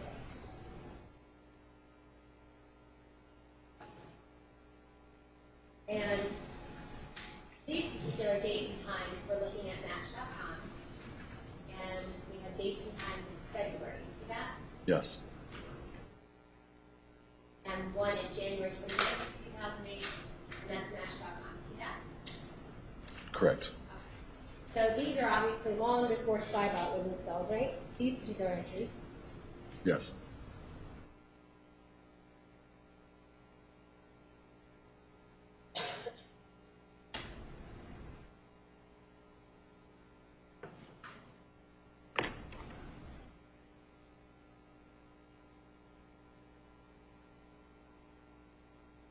On line 36, you see Friend Finder again, Correct. and you see adultfriendfinder.com, right? Well, I see banner.adultfriendfinder.com. Which means that it could be an ad, right? Correct, You see it's dated on January 3rd, 2008. correct, That's long before Spybot was installed, right? correct.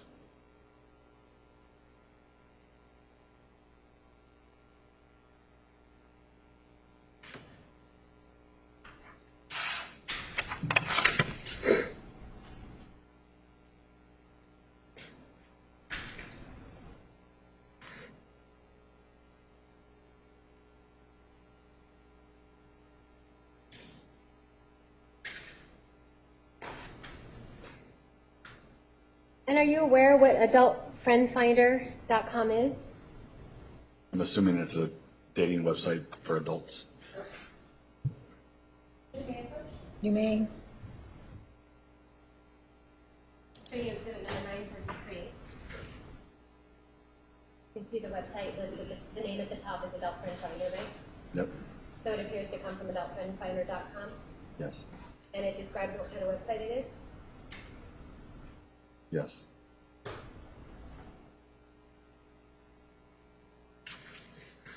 That goes in exhibit 933. Objection, lack of foundation, knowledge. Approach.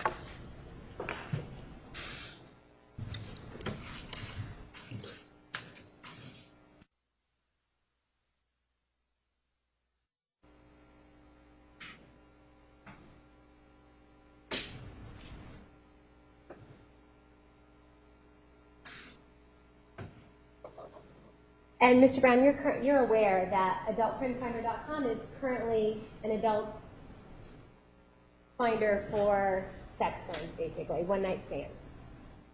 I don't know that at all. I don't know what it is. You don't know that at all? And in your computer work, you were aware of what the pornography statutes are, things like that, right? Yes. And so you were aware of different websites that have been listed as pornography, right? Based on what you're telling us, based on your legal information you have about what pornography is considered to be. I don't understand your question. Well, you have, being a police officer, well, you're currently a police officer now, and being a police officer formerly with Mesa, you have information what, legally speaking, is considered pornography and illegal, right? I'm actually retired, so I'm no longer a police officer. That's but- why you're a civilian, right? I'm sorry. But just by the name of something, I don't know whether it's a porn site or a dating site. I mean, you'd have to go to that particular website. Sure. And if you go to that particular website, then you can determine, at least currently, what it is today. Sure. And based on what I just showed you, currently what Adult Friend Finder is today, Objection, she's testifying, and he said it without foundation. He doesn't know. he just looked at it. I'm going to sustain the objection. All right. So among these different dating websites, there is, you can see there's 9 pages. Is that right? It ends at 9 and 9, right? Sure. So 9 different pages of websites that are considered dating sites. Okay. Is that right? Well, I think it's 9 different pages of URLs that it found. Right. It's pages of different URLs that are related to dating sites. Okay. Objection, lack of foundation. Overruled.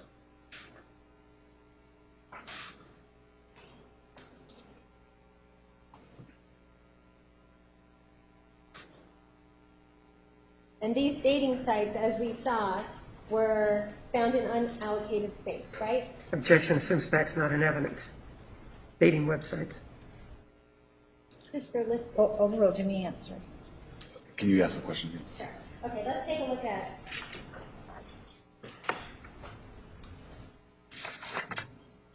Let's take a look at it so we're clear. So this is the Exhibit 932. This is a list that is created by your software program, right? 932 is the name. Yes. Okay. And this list is created and it's named dating sites, right? Yes. And dating site URL specifically. Correct. Correct? And then we already discussed how some of this information is contained in unallocated clusters. You see that? Yes. And this actual information, we're looking at the first line right here. What is that telling us where it's located? It's in the Documents and Settings folder? Okay, so this is not unallocated, right? Correct. And Documents and Settings folder, that's not where Spybot puts its list of prohibited sites, right? You're talking about 2 different things. I know I am. That's what I'm saying. That's the point. So this is something wholly different than a list that Spybot would have put on into the registry, right? Correct. These are located in 2 different places. Correct.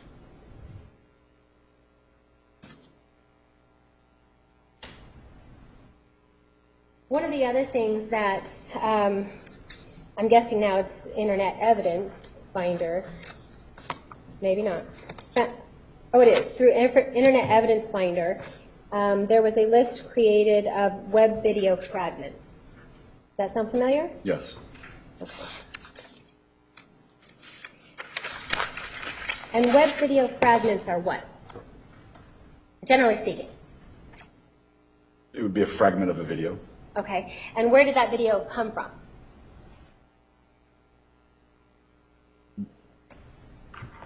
Well, when we're talking about web video fragments, are we talking about videos that were, could they have also been downloaded? Sure. Okay, so they could have been contained on the computer at one time downloaded, right? Sure. And they also could be coming from websites that a user is just viewing a video through a website. Correct. And that website, like we discussed earlier, creates kind of like a footprint or something that sometimes you can pick up later on in unallocated space. Correct. And so, and when you talk about web video fragments, it's somewhat self-explanatory. Some of these videos are just fragments. That's all that's left. Correct. And in these web video fragments, the Internet Evidence Finder creates a list for you, right? Yes.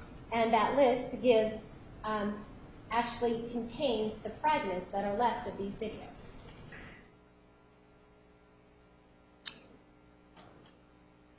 It may, yes. Okay, are you familiar with that? It's your report. Yes. Okay. And if you have the correct program, you can actually play these fragments to see what they are. Okay. Is that right? Sometimes you can play videos, sometimes you can't. Sometimes they're just, if it's a fragment, if it's corrupted in any way or something, you may not be able to play it now, right? Correct. But like I said, if you have the correct programming, you can be able to play the fragment that whatever's left. Okay. Is that right? Sure. Okay. And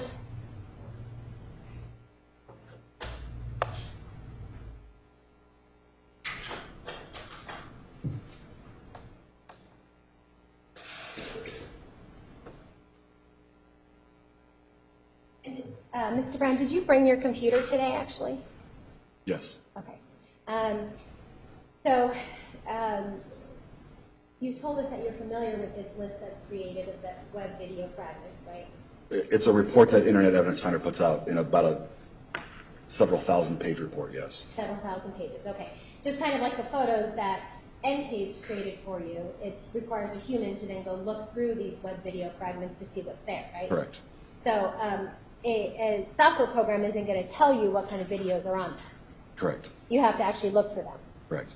And looking for them, there are actually a few videos that contain pornography. I personally did not see any videos, no. Okay.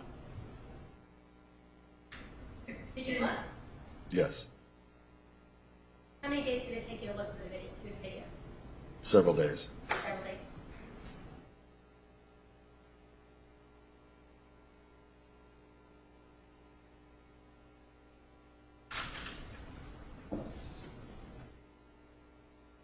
Did you approach? You may.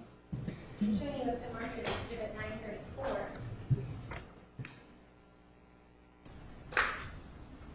And if you can tell us Exhibit 934, those appear to be screenshots, right?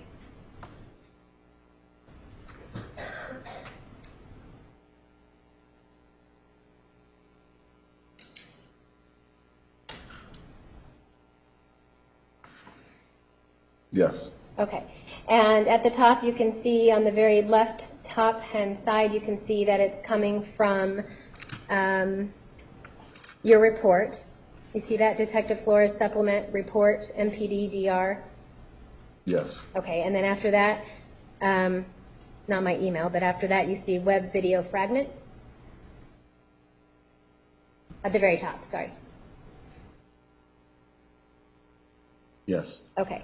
And web video fragments, like you said, that's a list that's created by Internet Evidence Finder, right? Correct. Okay. And then down the side, we have numbers. You see those numbers? Yes. And that's just the number, that's a numbering system that this software program is giving to the number of videos that there are. Correct. And like you said, there were several hundred, weren't there? I don't know. There was quite a few, right? Yes. Okay. And so, and then there's a picture, right? After the number? Correct. And the picture, and then after the picture it says video. Yes. You see that? And then after that it tells us, it gives a time. You see 1 second, 31 seconds. You see that? Yes. And then after that it tells us where these things are located, right? Correct. And this is, again, at the very last column, it's telling us that these are web video fragments that were found on Mr. Alexander's computer, right? Correct.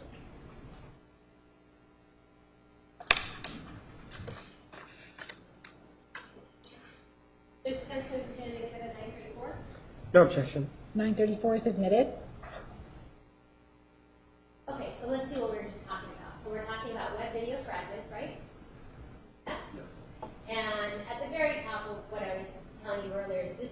know that this is coming from your report, right?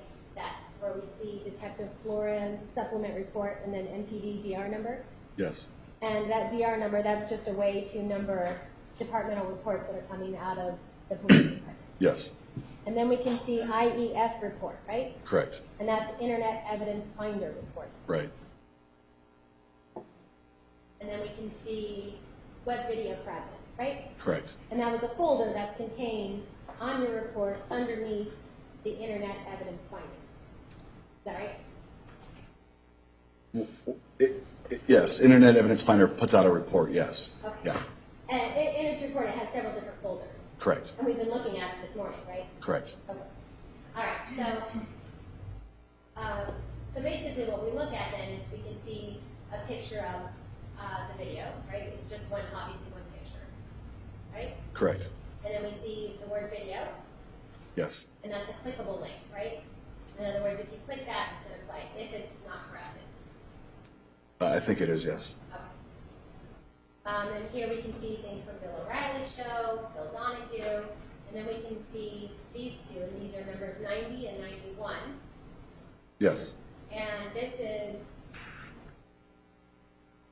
it's grainy, but you can tell that these people are nude, right? it looks that way, yes. And you can see that there's a title at the top, xxx.party-party.nl, right? I think so, yes. Okay. And if we go over, we were talking about timing, we can see that there's a time associated with this, 1 minute and 21 seconds. Okay, Is that right? yes, Okay. And we can see that this is located in unallocated clusters. correct. Right? And then a similar picture, not exactly the same, but obviously looks to be something from a similar movie, right? Yes, Two individuals nude with the same title. correct. And if we go over, we can tell that this one has a playing time of 2 minutes and 47 seconds, right? Yes, And this one is also in unallocated clusters. correct.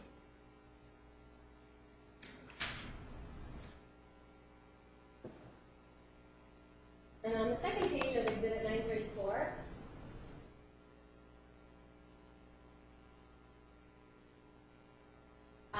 we can see another one, looks to be the same video, right? Or at least part of the same individuals Sure, with the same title. yes, Okay, and this is number 215 in the list of videos, right? yes, And this one just has a playing time of 7 seconds, right? yes, And again, this one's located in unallocated space. correct.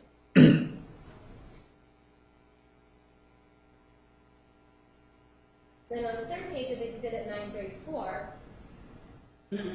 we can see number 259, so that's video 259, right? Correct, And this appears to be two women making out, yes, kissing, right? yes, And they're dressed, it looks like, in the brown underwear, right? yes, And see the word video. correct. And after that, we can see just a plain time of 1 second, right? Correct, That's all that says from this remnant. correct. And this is located in unallocated space also. Yes, So these are videos that are coming from your report, right? Internet Evidence Finder's report, yes. Right, the report that you used this software and then software created the report. Correct, And it was, in your report, you had stated that you didn't believe there was any pornographic videos, right? correct, And that's based on your review as a human having to look through all these videos, correct, right? We know that these videos, like I said, they were found in unallocated space, right? correct, And there's no time or date stamp involved, correct, and you can't tell when these videos were viewed or played. correct. Okay, so you have no idea if these videos were played on June 1st, 2008. I don't know when they were played. Okay, so you don't know if it's June 1st, 2008, and you don't know if it's before that. Correct, Okay. But you can tell us, because these are videos and not URLs, you can tell us, though, that this is something that Spybot did not place on his computer, right? correct, Okay. One of the other things that you did was you talked about your net analysis, right? Correct. And the net analysis was another software program that you used. Correct. And you used net analysis because you were working with Mozilla Firefox, right? Correct. And Ncase doesn't really work with Mozilla Firefox, the version that was used in 2008. It doesn't work very well, right? It will parse through the data, but it just, net analysis does a better job of looking at it. Okay. And so like we were discussing earlier, if you have a tool that's going to do a better job, you go to that tool, right? Correct. And so in this instance, you went to that tool and you used net analysis to tell us what you find from Mozilla Firefox. Correct. And with Mozilla Firefox, you tell us that at least as to June 1st, you can say that the user of the computer was on a website starting with Alexa, right? Correct. And when they started with Alexa, from there was a click, right? Correct. To youporn.com. Correct. And we saw youporn.com listed in one of the in the pornography URLs that we looked at earlier, right? Yes. Okay. So when the user then goes onto youporn.com, you can go through, based on what you were telling us earlier about the referral source, right? The referral URL. Correct. Based on that information and computer technical stuff, you can tell us where the user goes, which pages the user visits. Yes. And in this particular instance, you were able to see that there were different pages that the user visited. Yes. And the pages appear to be titles of movies, right? Correct. And some of the titles of the movies that you saw were things like Great Body, Great Sex, Great Blowjob. That sounds correct. Okay.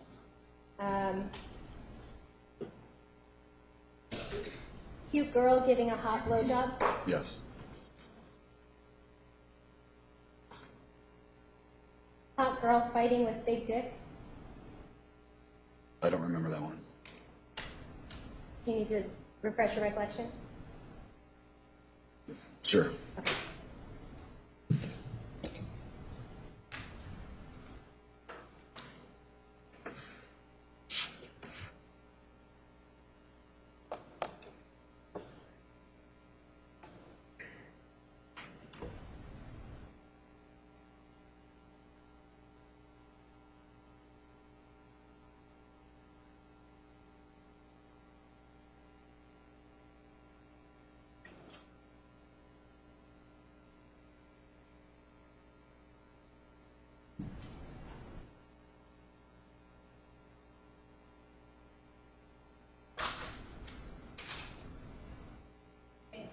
You may.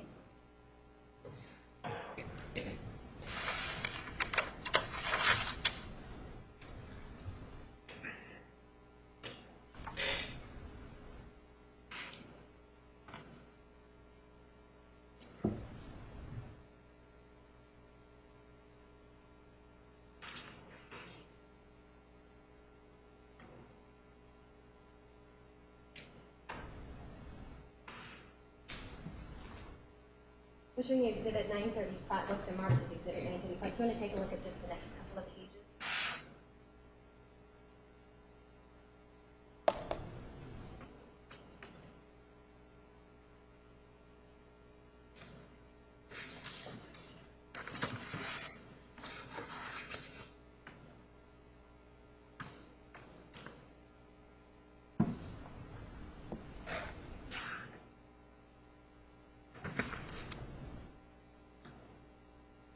Okay. Okay.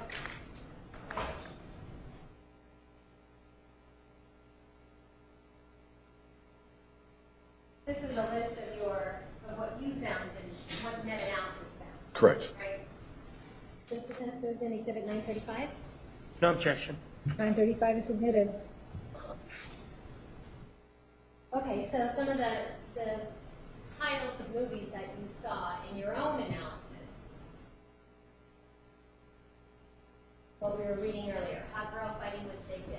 Correct.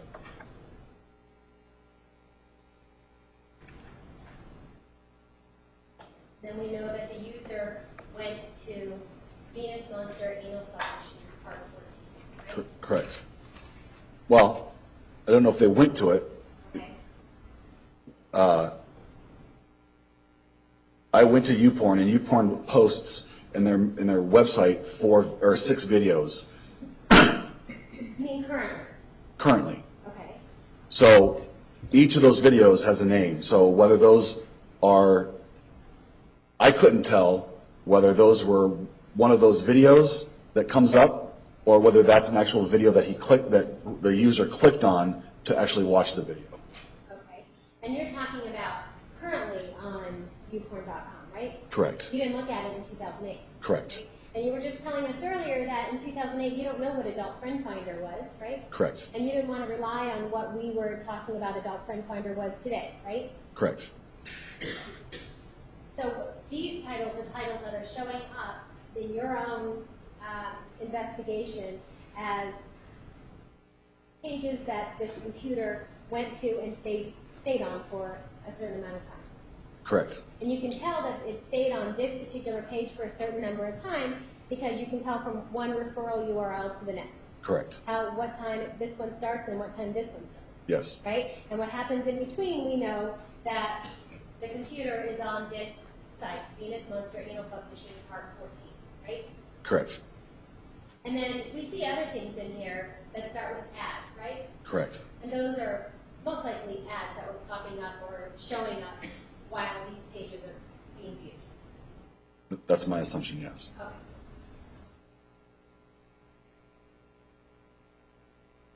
There's another one that you saw called Splits, right? Yeah? Yes. And before these, we give the URL, it's http, and then we have youporn.com/watch, right? Correct. And that word watch is in each of these that we're going through, isn't it? Yes.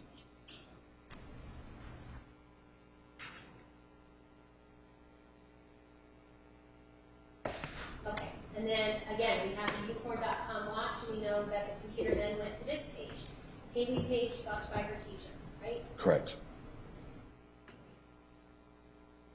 And then we know that the computer was on the next one, watch, fucking a chick. Correct.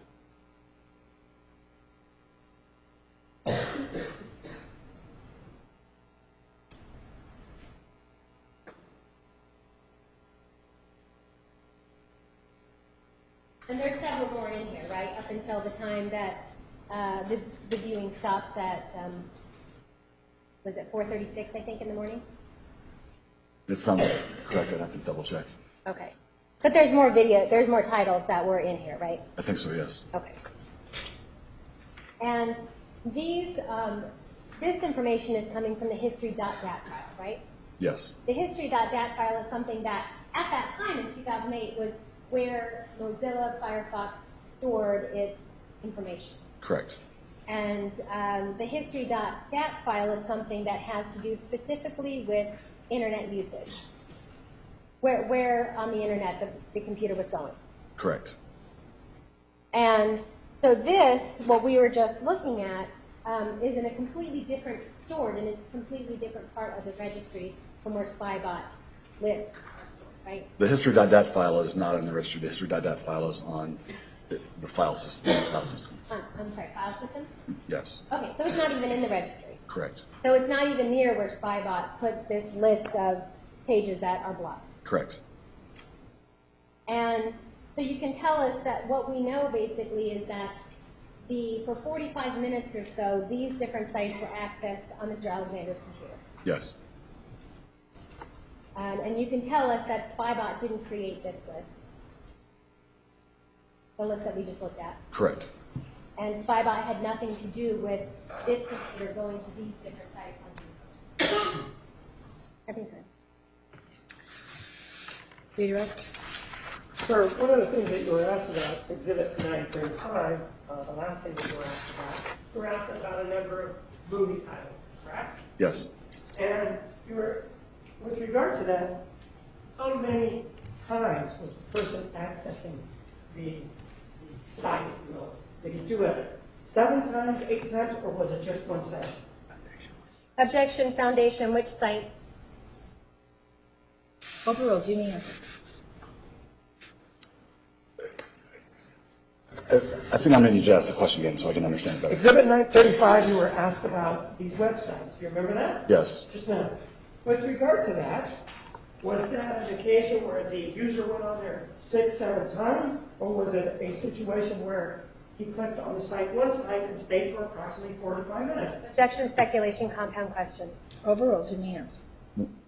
My opinion is that it's one time for 45 minutes. It's a one-time visit then, right? Yes. And when he went on that one-time visit, one of the things that we know about it, Objection, Judge Foundation, one-time visit to where? Approach.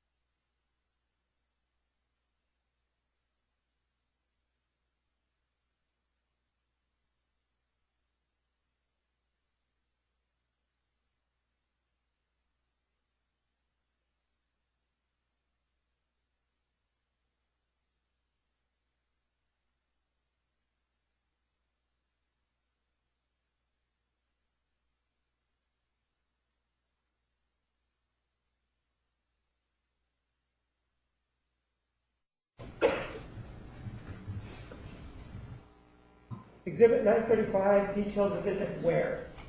Youporn.com. We're not talking about a visit anywhere else, are we? Objection, leading. Overruled. Are we? No. And with regard to that particular visit, if we take a look at Exhibit 930,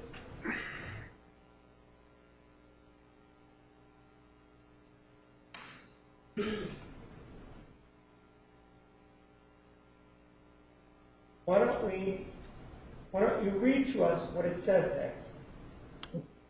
From the very top, Where it says I. Can you see it? I then ran Net Analyzer version 1.55 against Firefox browser history.dat file. Net Analysis produced a report that contained information from 1/29/2008 at 22:59 hours to 6/3/2008 at 19:14 hours. And you've told us that that's all of the history that was provided by this net analysis, right? Objection, leading. Overruled. You may answer. Right? Correct. Go ahead. We don't. I'm sorry. I can't see the whole thing now. 1914 hours? Right, but the slide is, there we go. The analysis shows that on 6/1/2008 at 3:44 hours, Firefox browser was on a site called Alexa.com. Alexa is a subsidiary of Amazon. It is a website that produces statistical information about web traffic data. From that website, it appears that at 3:45 hours, a link was clicked on by the user for youporn.com. It doesn't say that does that mean that he typed it in, or he linked, or he clicked? What's the difference between typing and clicking? If you typed it, you have to type the words youporn.com in a browser. Clicking the link is you click on something that's on Alexa, and you use your mouse and you click on it, and then it takes you to youporn.com. Okay, go ahead. The browser was then on youporn.com until 4:36 hours. And you indicated that's approximately 45 minutes, right? Correct. Okay, go ahead. Out of the 6,435 records located from Firefox, spanning from January to June 2008, there are 166 records associated with the YouPorn website. There's 166 records associated with the YouPorn. Are you saying that there was 166 visits to a movie? What does that mean, the 166 visits? It was all those lists that she was showing that show the ads that came from YouPorn and the ones that said movie, and so it was just everything that had in that time frame was from YouPorn. With regard to exhibit number 934, how many pictures that you deem pornographic are there? In other words, how many entries you deem pornographic? Well, there's, Objection, judge-based opinion. Overruled. You may answer. I don't see any of this pornographic because I can't make out the picture well enough. All right, well, let's do it this way. Exhibit 934. This is how many, right there? 1, 2, 3, 10? well, that's 4, but 4. If we count all of that, is 4 greater than 166? No, So, do you know when these that are in Exhibit 934, do you know when these were generated? no. Could they have been generated on June 1 of 2008 during that 45 minutes? Objection, speculation. Overruled. You may answer. I don't know when they were, but they could have been.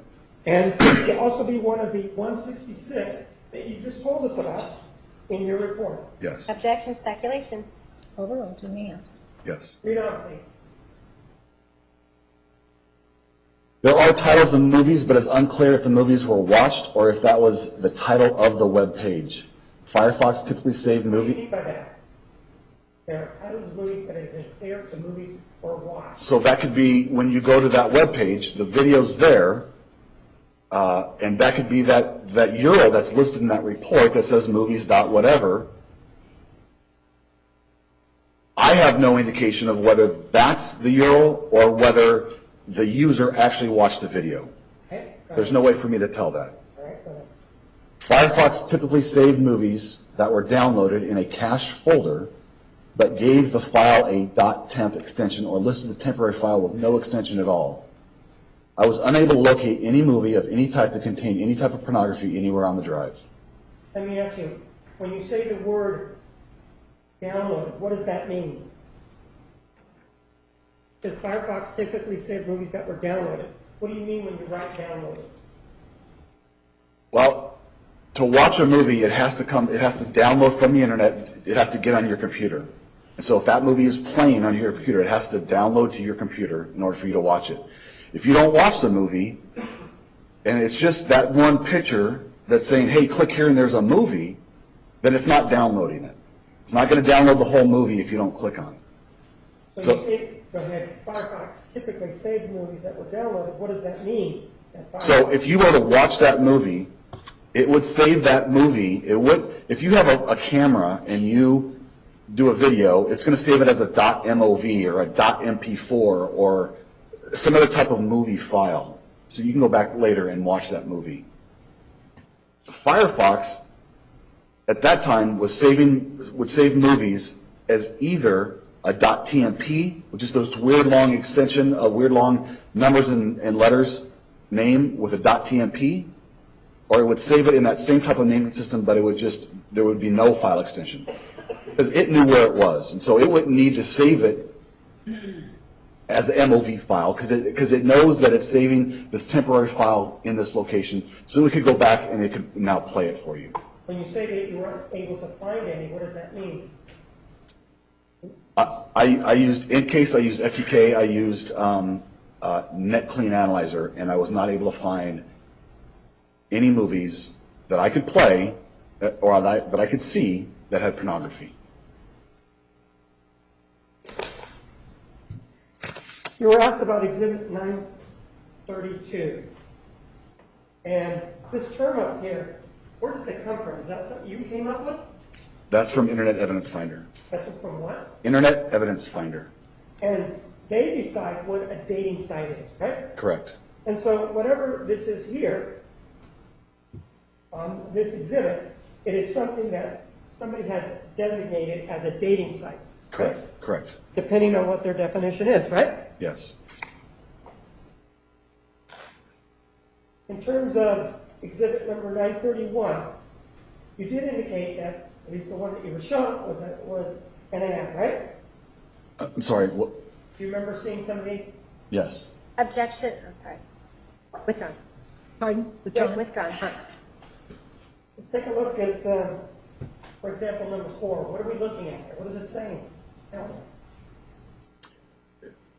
That to me looks, something that says promo.fling.com would indicate to me that that, based on the information that's in that, is an ad or a banner. Right? Objection foundation. Why? Overruled.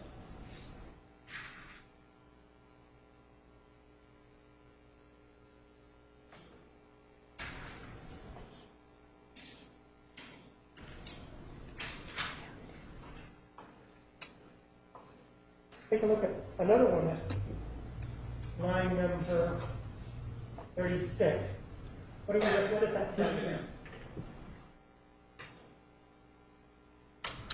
I don't know what that is because I don't know what stats is, but it's a YouPorn, something about YouPorn. And when we talked about 935 and him going on it back on June 1 of 2008, what site did he click on? From To. What did he click to? YouPorn. Is that the same as that right there? That's the same name? YouPorn is the same name, yes. With regard to all of these sites here in 931, and there's a total of 39 entries, you see that? Yes. Is 39 less than the 166? Yes. Objection relevance. Overruled. And with regard to these that are mentioned here, you know, if they were put as a result of that one visit to YouPorn back on June 1 of 2008. Objection foundation B's. Sustained. Is it possible that everything on Exhibit 931, which is called pornography, could be associated with the one visit on June 1 of 2008? Objection speculation. Overruled. It's possible.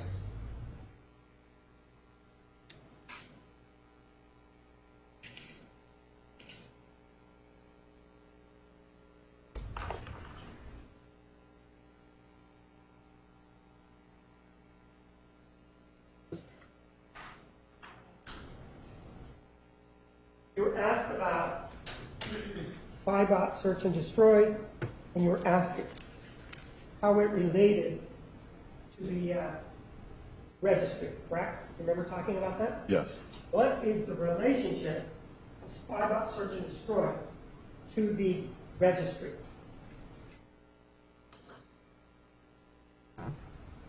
When Internet Explorer wants to go to a website, it has to get, for a better sense of a word, permission from the registry. So it goes to the registry and says, what are the rules that I'm allowed to go do this with?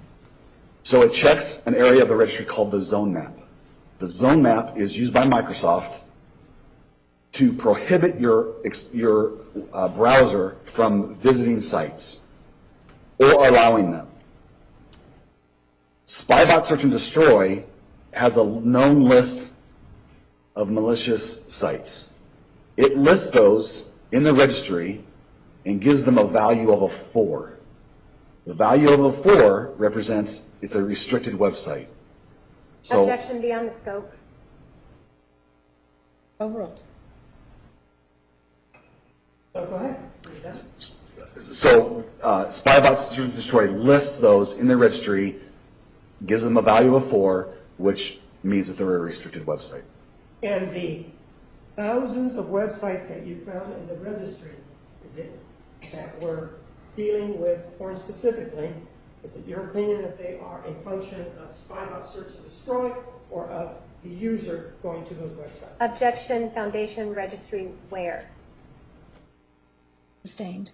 Well, you told us, you talked about the registry with Defense Counsel, didn't you? Yes.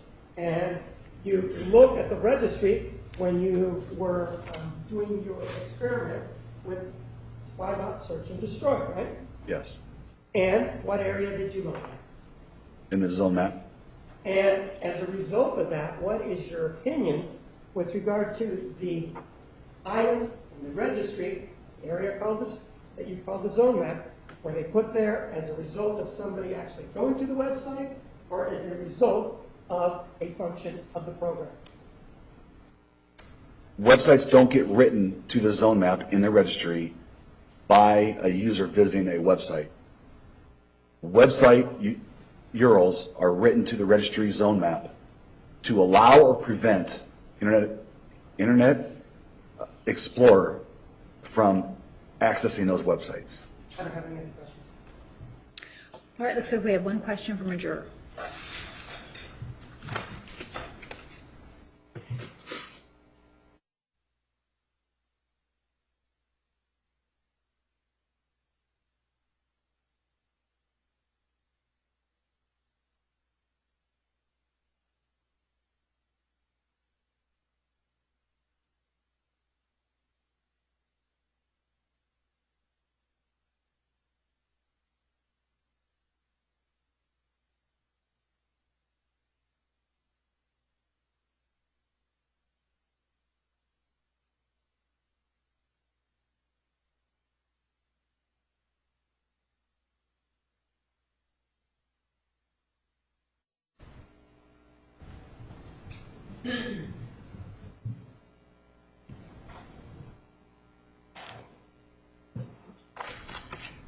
All right, a juror has a question for you. Can Spybot search and destroy, or any other one of these softwares, add history to the cookie registries?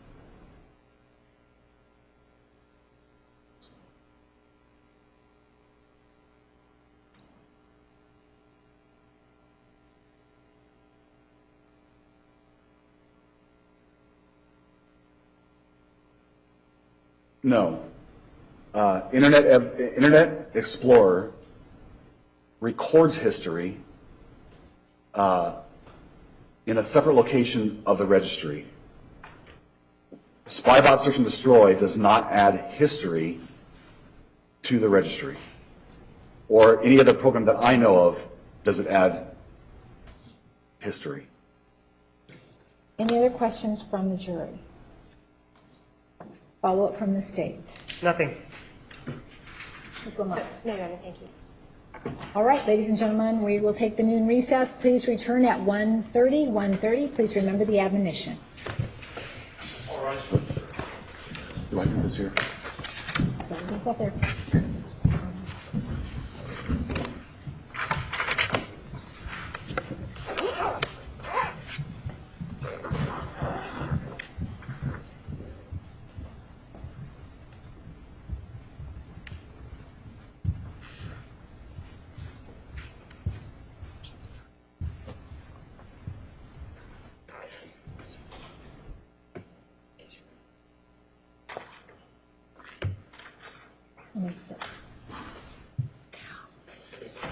All right, counsel, there is a motion to preclude. The court will hear that at 1:25, so please return by 1:25.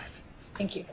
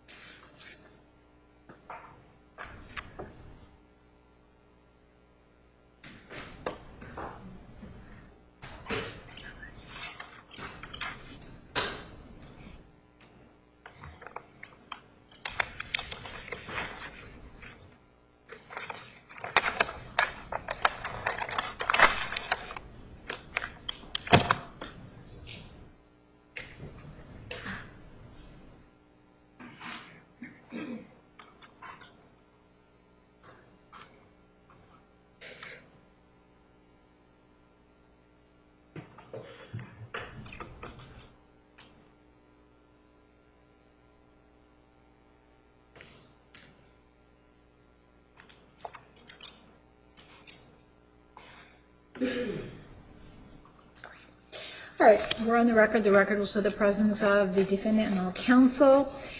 The defendant filed a motion to reconsider the motion to preclude the testimony of Mesa PD Detective Smith for failure to timely disclose report prior to testimony. All right, Ms. Wilmot. May we ask the witness to leave the courtroom while we're arguing? Yes, Detective Smith, if you would please step outside. Thank you.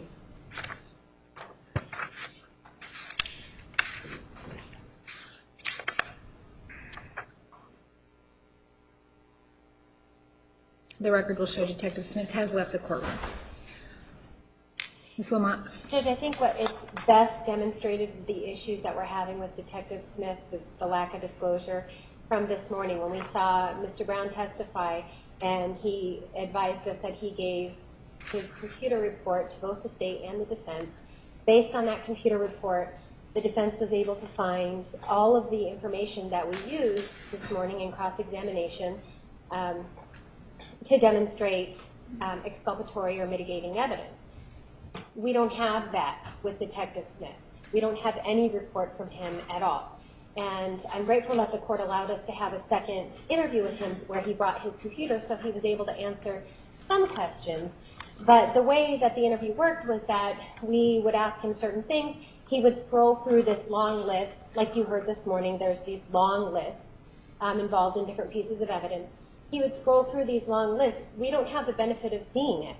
So we have to take and accept the detective's word that what he's seeing is the only thing that he finds to be important.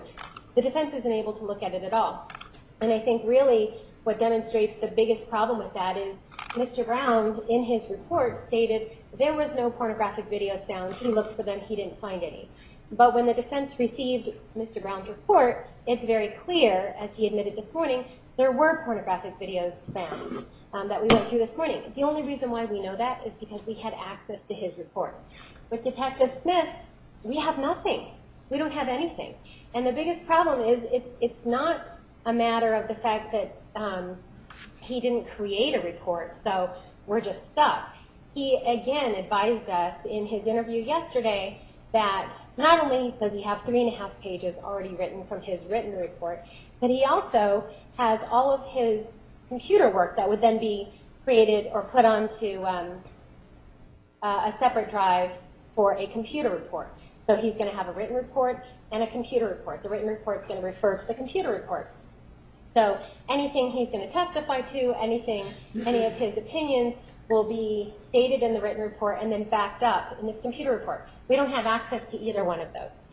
Detective Smith advised us that understanding how important this information is, his sergeant actually took him off all of the other cases just so he can complete his reports. So our ability to cross-examine him is completely hampered by the fact that we have nothing to look at. We have nothing other than what he's going to chooses to tell us and what the state chooses to question him on. We know nothing else of what he's done. We don't have access. He had his work drive with him during this interview, and his work drive is what holds all the information that he has looked at from the image from 2009. He said he has to take that information and export it to a drive, like a thumb drive like Mr. Brown did.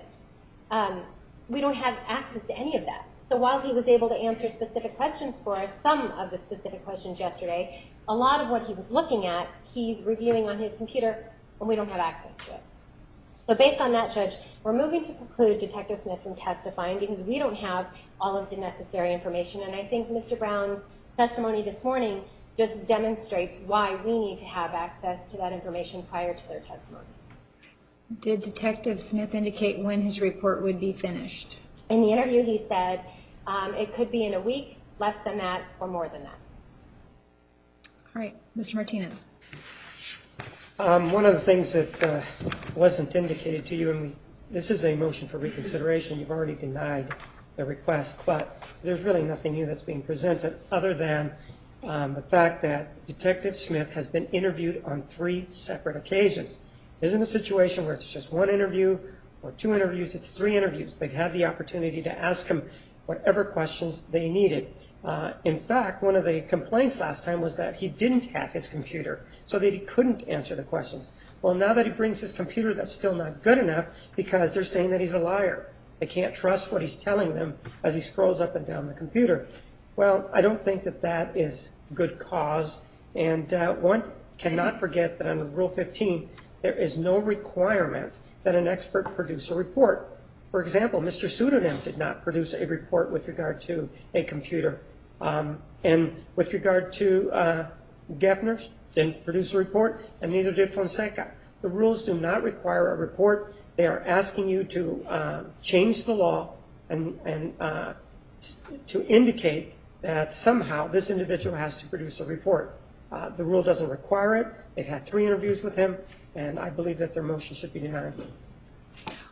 Mr. Martinez, what is the purpose of him preparing a report since he will be testifying today?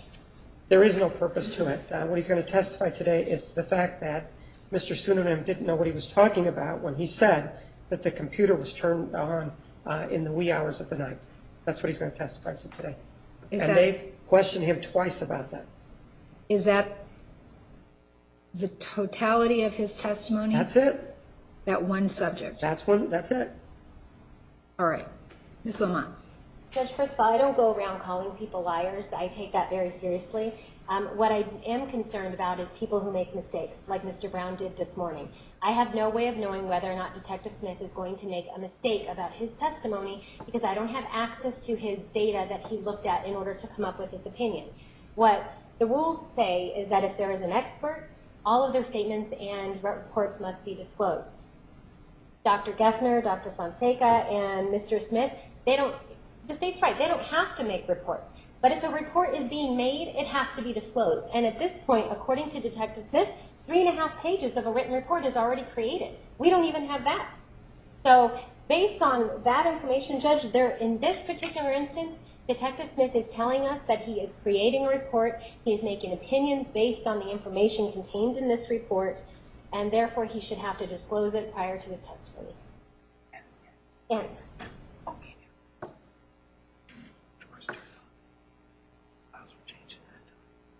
And Judge, just based on what the state is telling us that Detective Smith is supposed to testify today, Mr. Smith never said that the computer was turned on at night. He showed some files that showed an 11 o'clock timestamp, 11 p.m. timestamp. He never said the computer was turned on. So again, without being able to have access to Detective Smith's report for where he's getting this information and how he's going to make his conclusions, we are completely unable to then give it, to review it ourselves or to give it to Mr. Smith so that he can understand what it is that Detective Smith thinks he knows.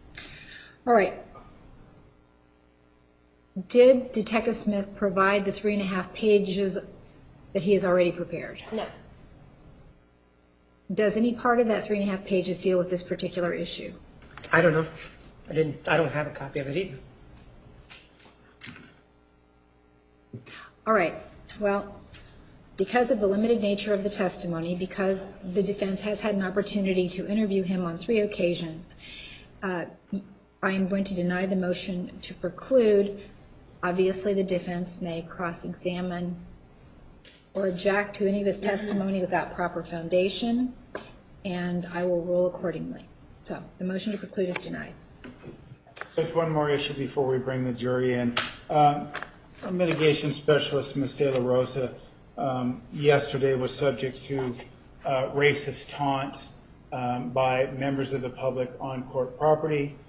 I have alerted the head of court security about that. This was witnessed by several members of the media. One such person that was doing such a taunt is present in the courtroom, and we'd ask that they be removed at this time before we continue. We don't believe that they should be able to have the benefit of coming in here, acting inappropriately on court property, and taunting Ms. De La Rosa racially. Well, obviously, this is a serious allegation.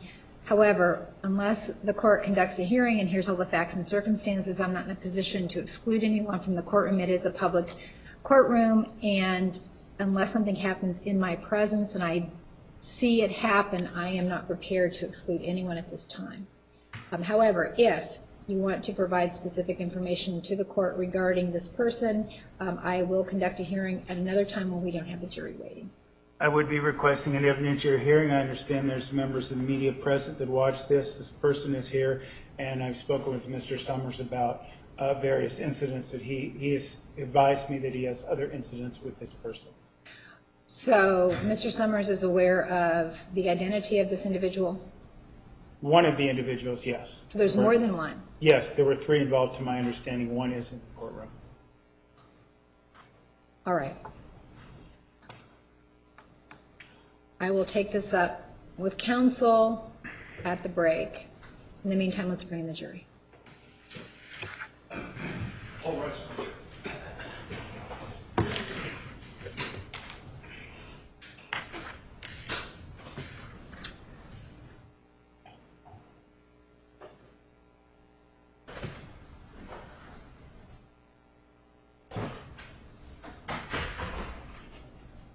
May we approach, Your Honor? You may.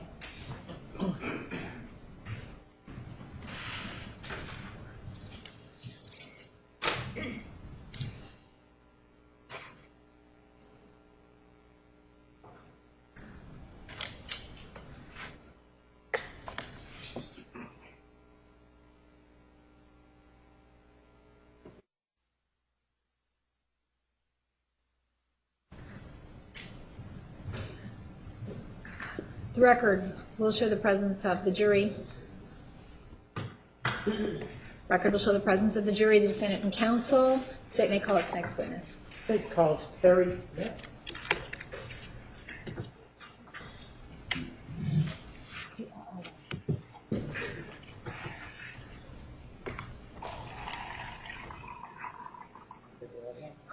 You do solemnly swear that the testimony you're about to give will be the truth, the whole truth, and nothing but the truth, so help you God?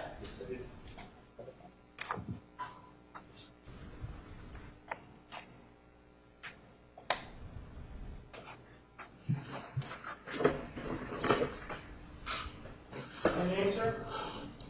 Perry Smith, And who do you work with? for the City of Mesa Police Department. What do you do for them? I'm a computer forensics detective. And what are your day-to-day duties? My day-to-day duties are to investigate crimes that are committed that may have electronic media involved in it, and also to assist other units that are investigating crimes that have electronic media involved. And how long have you been in that position where you examine electronic media? It will be 6 years in March, this March. And what is your training that allows you to conduct this particular, and experience that allows you to conduct or undertake this job? Experience, I've been working with computers for more than 20 years, with circuit boards back to high school, in electronics classes. I've built my own computers. I've restored stand-up coin-operated video games. Training through the International Association of Computer Investigative Specialists, IASIS. I gained my computer forensics certification in 2010. I was recertified in computer forensics through the same organization in 2013. I've been through numerous computer forensics classes, electronic data collection, electronic component collection through several companies involved in law enforcement.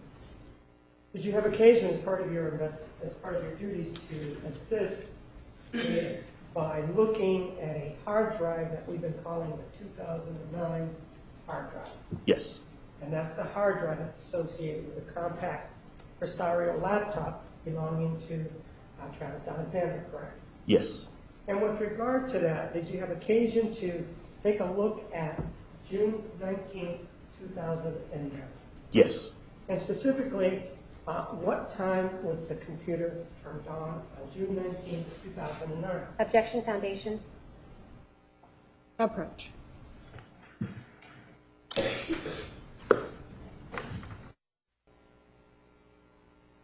You looked at the 2009 hard drive, correct? Yes, You subjected it to an end case analysis, right? I did. And then you also looked at it using something called autopsy, correct? Objection leading. Overruled. Did you look at autopsy as it relates to the 2009 hard drive? Yes. With regard to the hard drive and you looking at it using these programs, were you able to determine what time the computer was turned on back on June 19th of 2009? Yes. What time? Objection foundation. Overruled. It was turned on at 15:58 hours local time. So 15:58, if you subtract local time, that would be what time? 3:58? Be 3:58, yes. And what time was it turned off? Objection foundation. Overruled. It was turned off at 16:10 local time, which would be 4:10. There's been an indication that somehow the computer may have been turned on at 10 or 11 o'clock at night. Objection misstates the prior testimony. Overruled. Were you able to make a determination as to whether or not in your examination that is correct? I was able to make a determination that that was not correct. Why wasn't it correct? Objection, well, never mind, I withdraw. You may answer. Why? Using EnCase, the first file that shows up on the computer on June 19, 2009 shows up at 15:58.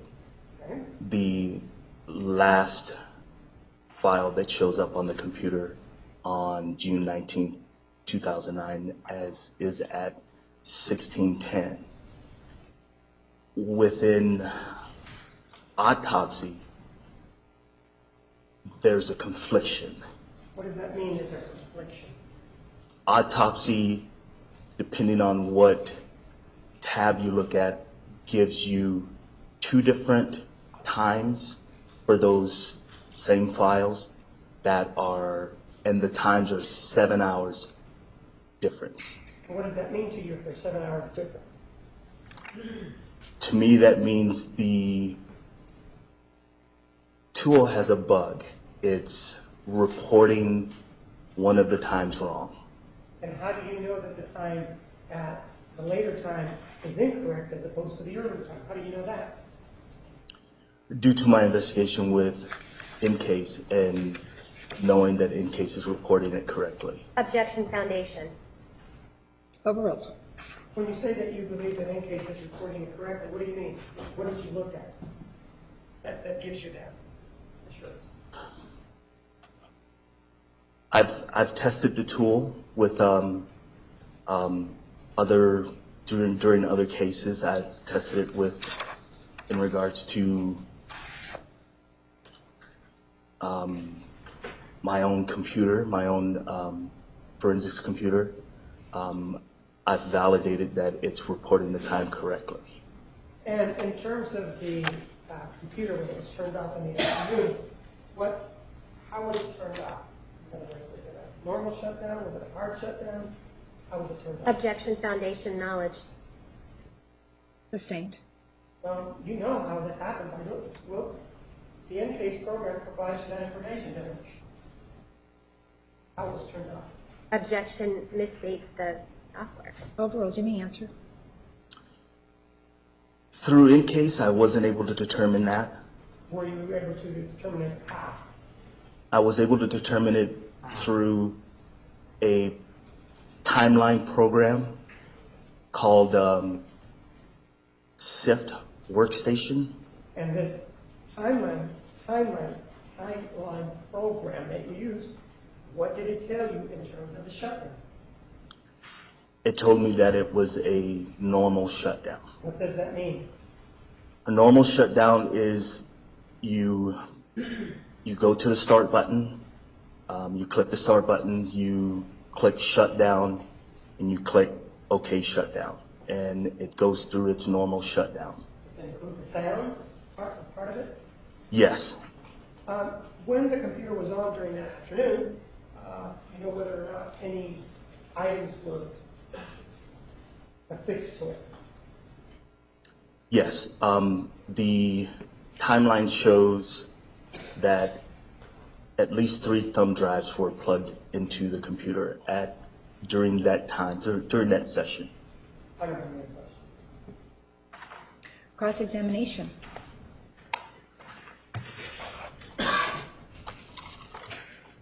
Good afternoon, Detective Smith.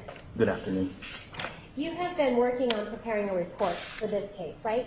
Yes, And that report includes the information that you are just telling us about today, right? yes, It includes all the work that you have completed thus far for this case. yes, And and you've spoken with me and Mr. Nerney before, right, in interviews? yes, And in fact, we've spoken with you about 3 times.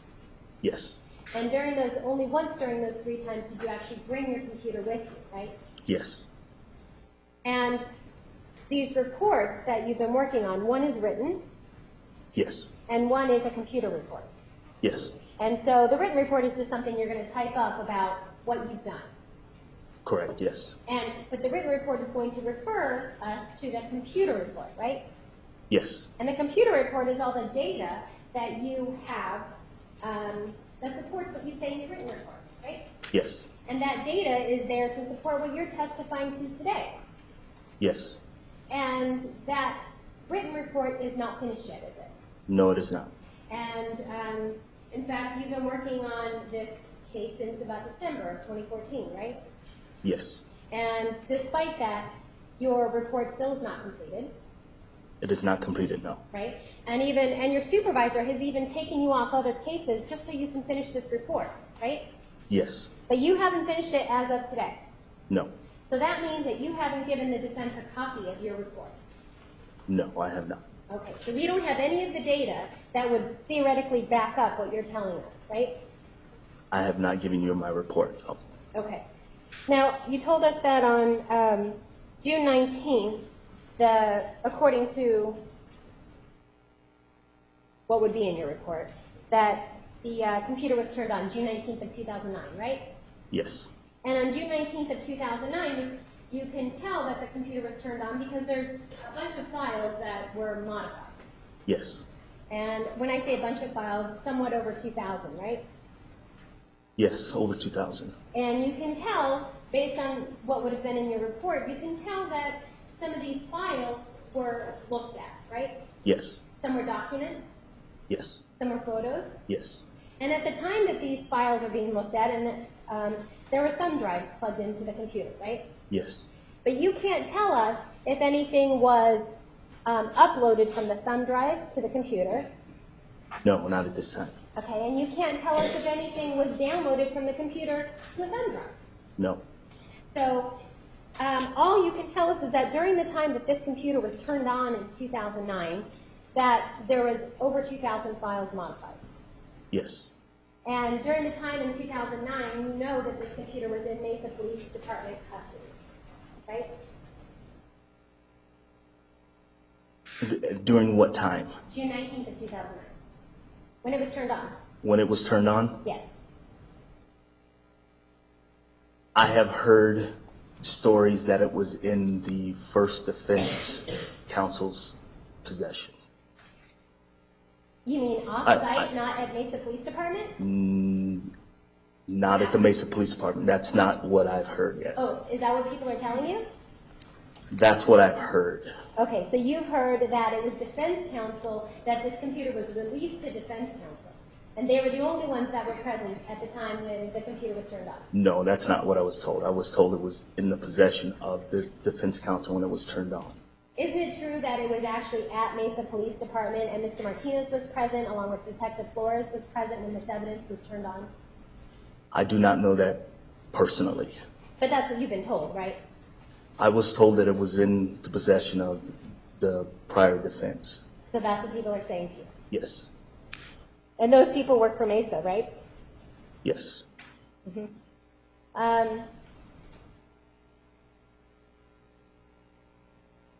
You told us that you use NKs in the research that you've done, right? yes, And what we would have seen in your report, we would have seen that you used NKs. yes, You also said that when you're talking about this time of the computer showing a time and date stamp at somewhere around 11 p.m. on June 19th of 2009. You're saying you used autopsy also, right? Yes. And it's your belief that NCASE is reporting it correctly and autopsy is reporting it incorrectly, right? Yes. And you base that on because the fact that you've used NCASE before and it's worked, right? Yes. You've never used autopsy before. I've never used autopsy before. You told us that there was a, based on the timeline program that you used, you told us that there was a normal shutdown, what you would call a normal shutdown on June 19th of 09. Yes. And this normal shutdown for you involves somebody having to actually go over and click the Start button. start button so that it gives you the options of shutdown, hibernate, sleep, that kind of thing. Yes. And then the person would be choosing to click shutdown, Yes.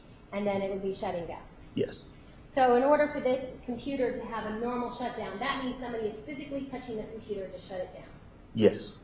Thank you. Nothing further. Redirect. With regard to the 3 times that you were interviewed, the first time that you were interviewed involved hard drives that were turned over to you by the defense. Objection beyond the scope. May we approach? You may.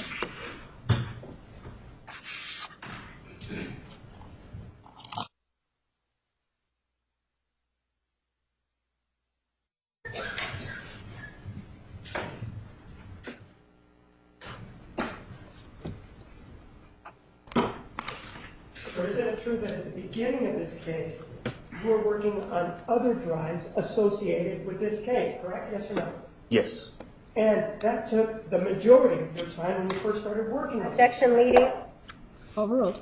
correct? Yes. Correct. And as a result of part of that, as a result of the work that you were doing on those other drives, you then provided an interview to defense counsel, didn't you? Objection leading. Overruled. Yes. Yes. Amazing.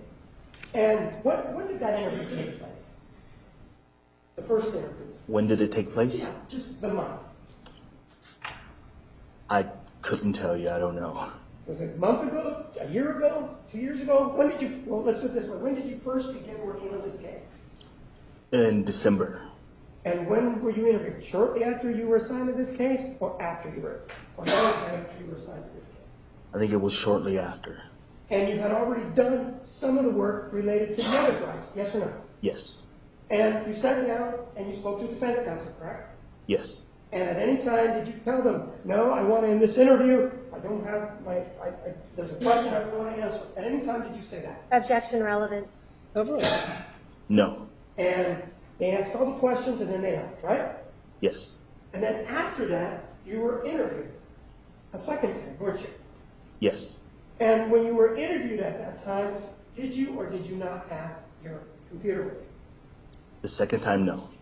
But did you still answer the questions that were posed to you? Yes.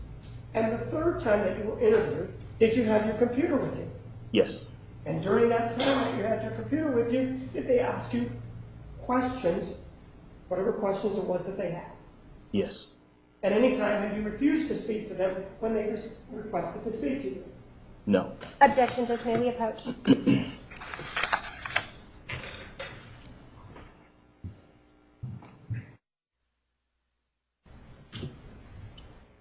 All right, ladies and gentlemen, please go back to the jury room for approximately 5 minutes. We will call you back shortly.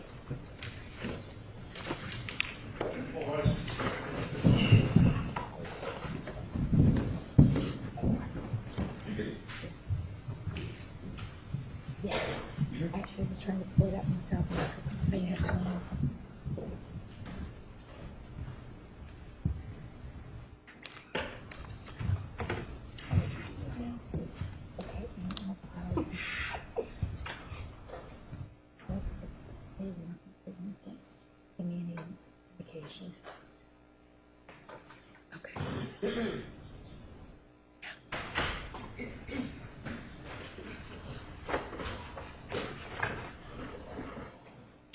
Pardon? Yes, please.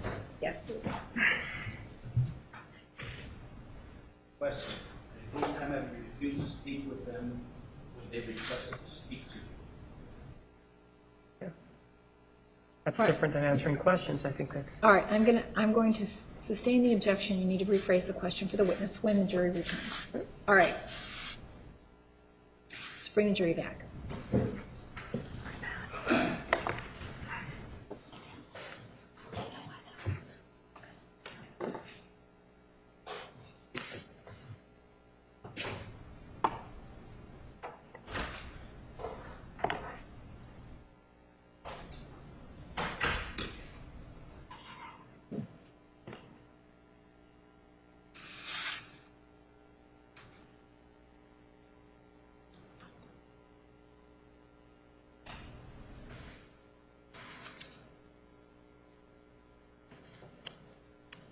Judge,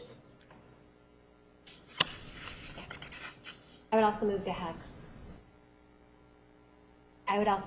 the question and the answer stricken because he answered the question.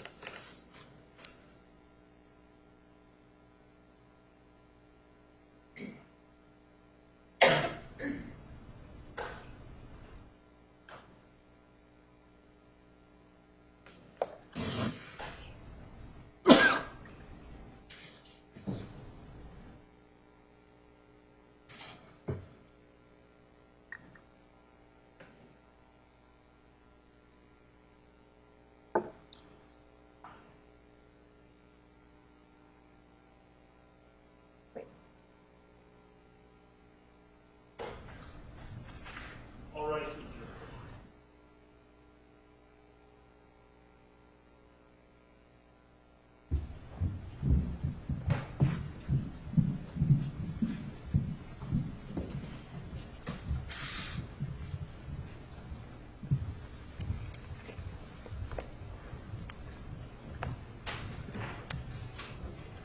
Please be seated. The record will show the presence of the jury, the defendant, and counsel. Gentlemen, I sustained the objection to the last question. You are to disregard the question and the answer. Mr. Martinez, you may continue. Ever refuse to appear for an interview to answer questions? Ever? No. And sir, with regard to this issue of the report, there was another individual by the last name of Smith that testified involving computers. Ever get a chance to look at his report? Objection relevant? Overruled. No, I have not. Was there even a report that was never made by this other Smith? Objection relevance? Overruled. Not that I know of. I don't have any other questions. All right, are there any questions from the jury for this witness? Sir, you may step down. Thank you, Your Honor. All right, ladies and gentlemen, that's all we have for you today. Return tomorrow morning at 10 o'clock. 10 o'clock tomorrow morning, please remember the admonition. You are excused. all right, sure.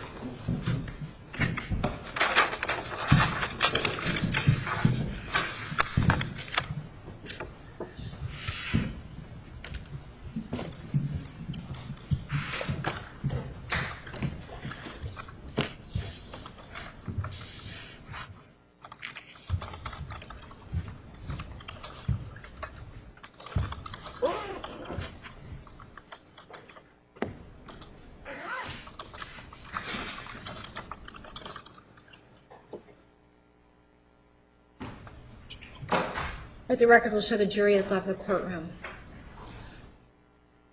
All right, counsel, I have asked Mr. Summers to join us to discuss the issue we discussed at the bench.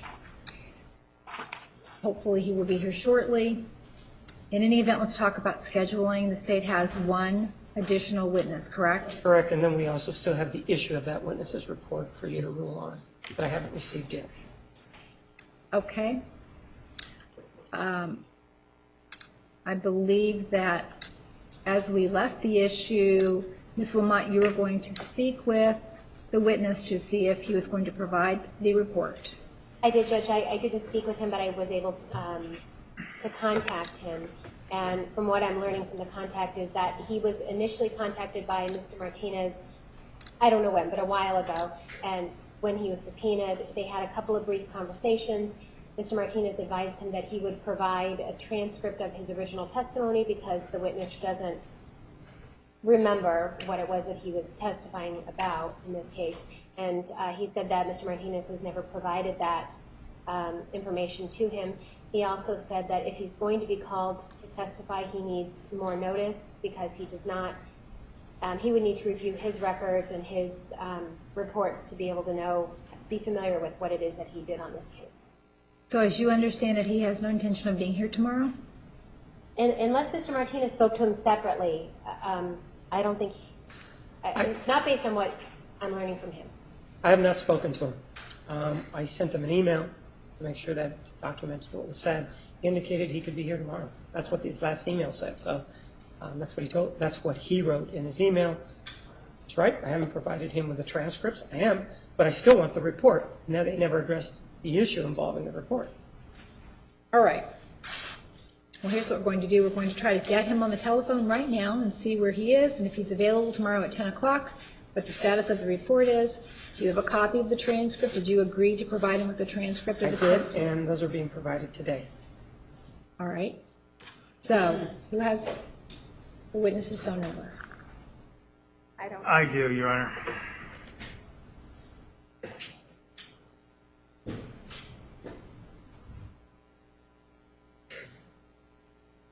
I should say I think I do, Your Honor.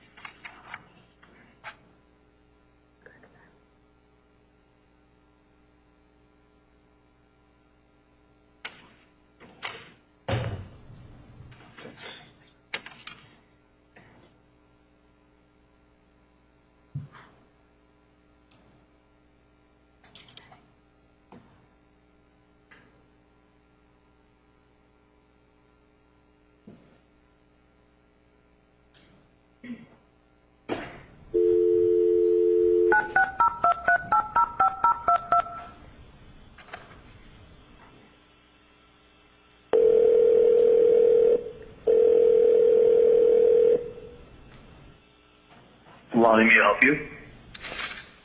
This is Judge Stevens, Maricopa County Superior Court. Is this Mr. Dorgan? Yes. You are on the record right now. We are having a discussion about your availability to testify tomorrow at 10 a.m. Yes. Are you available tomorrow at 10 o'clock? Yes, I've been in communication with Mr. Martinez's office, making arrangements. Excellent. And there is a transcript that is to be provided to you. Yes, I see I received an email a little while ago from Mr. Martinez's office, from his legal assistant, that contained 2 PDFs, and I assume those are the transcripts. All right, excellent. Now, you have a report, is that correct? I have a number of reports, and I'm unclear as to what reports people are referring to. All right, Mr. Martinez? I would ask for a copy of all reports that he has, but specifically the end-case report should also be included. Mr. Dworkin, do you have an in-case report? I have an end-case report. I did receive a request from Mr. Martinez asking for the end-case report regarding the Toshiba hard drive. Correct. From the Travis's computer. Yes. I don't believe I have a end-case report that's exclusively or specific to that hard drive. I have just I have end-case reports that cover multiple evidence items. To be clear, before Mr. Dworkin goes on, the inquiry, Mr. Martinez has asked for reports that are now privileged, attorney-client privileged. Mr. Dworkin, we take the position that he should not be asked about, nor especially in open court with the state present, any other end-case reports he has. He's just stated he doesn't have an end-case report related to the evidence, the Toshiba hard drive. That should end the discussion there. Whatever else he has is not of relevance, and we cited the case law Monday. We cited the case law that is an invasion of attorney-client privilege, especially at the mitigation phase. Well, I think it depends on what is at issue, but with regard to the Toshiba laptop, Mr. Dworkin, is that correct that you do not have an in-case report that covers that laptop? Is that correct? That is correct. Mr. Martinez had clarified for me in an email today what specific information, separate from any given report, he was looking for. And I responded saying I would have to perform a little analysis tonight to be able to address those questions. And then I would be producing a report as a result of that. And that would be an end case report specific to that hard drive addressing the questions that he had expressed in his email to me. All right. Mr. Martinez, anything else? I'm unclear. Do you have an end case report with regard to the compact Presario laptop, what we've been calling the Toshiba hard drive?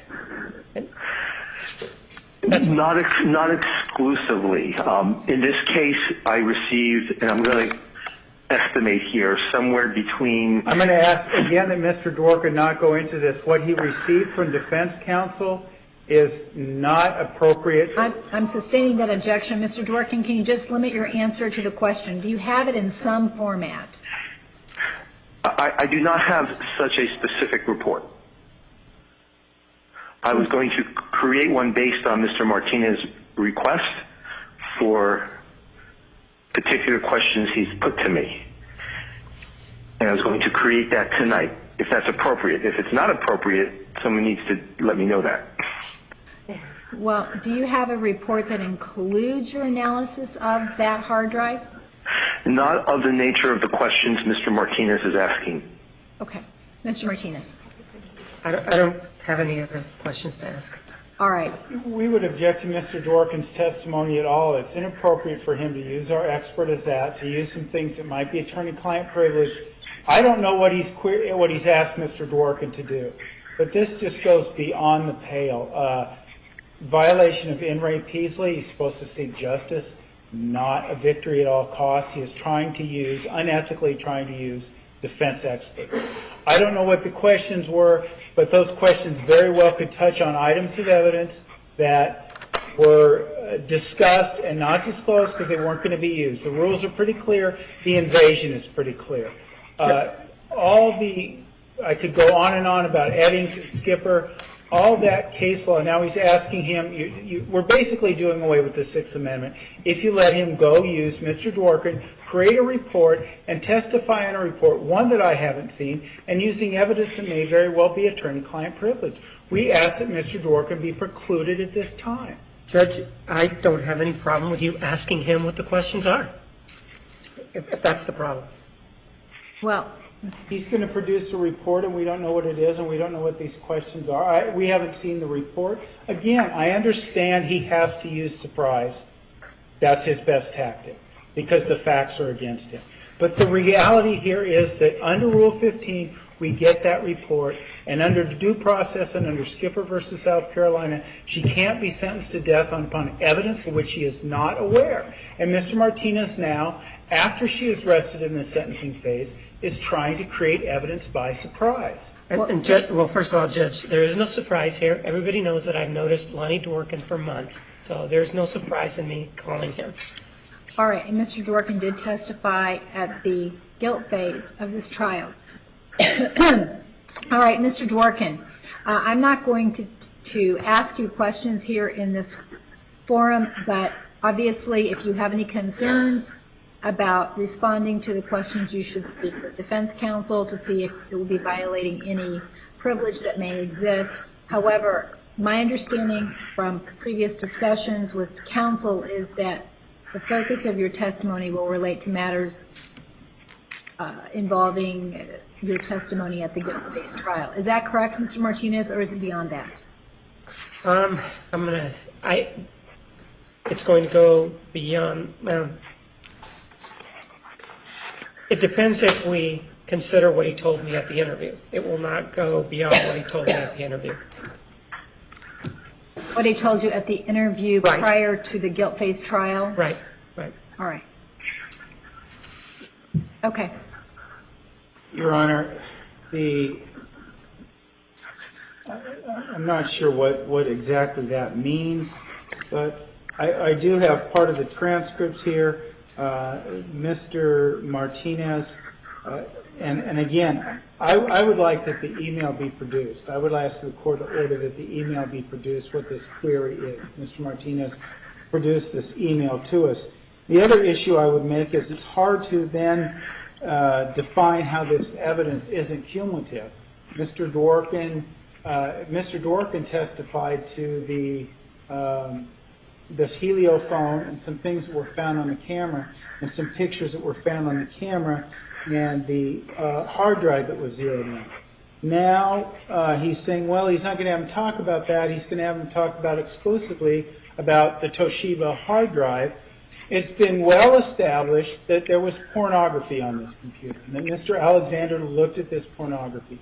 Even his own experts, we've had one from Mesa PD today go through the litany of pornography that Mr. Alexander had on his computer. It's well established. What becomes the point of this Sixth Amendment invasion? Well, I think I've already previously ruled that a witness doesn't belong to either party. Either of you may call that witness. There may be some basis to preclude some testimony, but I don't have the questions that the state intends to ask. You will have to make your objections. I am not I'm not going to rule until I hear the testimony. I have to object. Mr. Dworkin, if you want to provide a copy of the email from Mr. Martinez to defense counsel, there's nothing prohibiting you from doing so. Your Honor, I have a question. I am unclear with respect to how to deal with providing or disclosing information. Typically, I am retained by and participate on behalf of the defense, and I understand the obligations there. But in this case, I'm being asked to testify on behalf of the state, so the state may be providing me some information that might be perhaps privileged to the state. I'm not sure how this works because I've never been in this situation. So I'm not sure what I can or cannot discuss with either party regarding the case. All right, Mr. Martinez, do you have a copy of the email? I don't have it with me, but as it pertains to the email and everything, I don't have any problem with him discussing the email. I don't have any problem with him discussing that we tried to schedule this early on and we haven't been in contact since, and show the questions to defense counsel. How long is the email, Mr. Dworkin? It's a very, very short email. If Your Honor would like, I could read it to you. Excellent. Why don't you do that? Okay, give me one moment to bring it up.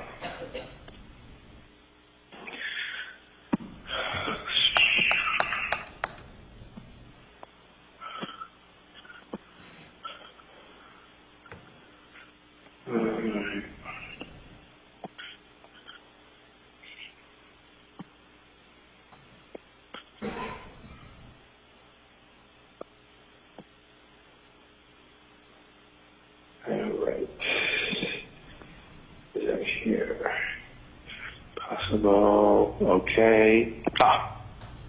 Okay. I have you on speakerphone. Am I still coming through? Yes. Okay. So this is an email I'd received this morning on the 11th. And it essentially says, subject is Aries, possible testimony, and it begins as follows. I'm interested in your research involving the Toshiba hard drive from the compact Presario laptop that belonged to Travis Alexander. I need your opinion whether the adult sites found in the registry were there as a result of the user input or SpyBot search and destroy. I also want to know the time the laptop was accessed on June 19th, 2009, including the time the computer was turned off. And that's the entire email.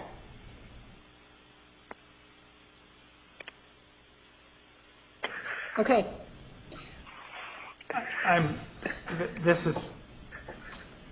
My comments to this would probably be something that's best done without Mr. Dworkin on the All right, so Mr. Dworkin, we'll see you tomorrow at 10 a.m. I will be there. All right, thank you. Yes. And also, now, so I have a question. Should I go ahead and prepare the report I was going to prepare as a result of receiving that email I'm asking him that he not prepare a report. I don't need a report. I just Okay, need no report is needed. Mr. Okay. Martinez is saying no report is needed. Okay. All right, thank you. All right, very good. Bye-bye. Your Honor, I think Hold on, let's make sure that it's disconnected. Okay, you may proceed. I think the query then becomes, as it relates to this testimony, how is this not cumulative? This is the exact same testimony we heard from Detective Smith just a half hour ago. We heard his opinion that, Detective Brown and Detective Smith, because Detective Brown spoke to the spy bot placing it on, and Detective Smith, he spoke to the timing of the shutdown. And Detective Brown talked about spy bot search and destroy. This is all what we just heard today. How could it be not cumulative? It's the exact same testimony. Mr. Martinez. Well, if you remember, Detective Smith was grilled because he couldn't back up the fact that the computer was turned on and turned off at a certain time. This individual will come in and support whatever it was that Detective Smith said, especially since it appears that Detective Smith was a lackey and can't get a report done. Additionally, with regard to the other individual, Detective Brown, he was also challenged because it was indicated that perhaps he wasn't as thorough as he could have been with regard to spybot search and destroy and the alleged pornography on the computer. So I do believe that it's appropriate to call him, and I do believe that it is not cumulative. None of what counsel for the state said, I know I say this all the time, but none of it is true. What we heard today in terms of the testimony was actually supporting. Detective Brown told us that SearchBot Spy and Destroy did not put all these images on the computer, but that his claim was that it put it to a very small part of the registry, and there was never any challenge to that. So, as a matter of fact, Detective Brown's testimony was quite helpful to Ms. Arias in terms of the pictures and the photography and what Mr. Alexander was looking at. But the point is, it's the same testimony. It was not challenged. It was endorsed by Ms. Arias. So the idea that it's not cumulative, I guess he wants Mr. Dworkin to come in here and vouch for the state. Well, that would also be improper. Are there any other topics that you intend to raise with Mr. Dworkin? The only other topic involves the heliophone, how he came into possession of it, and that he was the person, and I don't have the exhibit number, but he's the person who produced the supposed text message from the stolen phone that had the word muse in it. That was the other part. But I don't know if he testified to that, but I know that Detective Flores was asked about it early on. All right, well, since Mr. Dworkin doesn't have a report and he didn't indicate how he intended to answer these questions, the court cannot make a determination of whether or not this is cumulative. So tomorrow, before he takes the stand, you can certainly discuss it with him, and if you believe it is cumulative, then you can raise it with the court again as an objection or a motion to preclude. But at this time, I don't have enough information to rule on your motion to preclude. We'd ask then for an opportunity to interview Mr. Dworkin before he takes the stand. Well, then I'm going to ask that Mr. Martinez, you asked Mr. Dworkin to be here at 9:30. Counsel should be here at 9:30 because the jury will be here at 10 and we're going to move forward at 10. Now let's talk about the rest of the schedule. It sounds like Mr. Dworkin's testimony is going to be relatively short.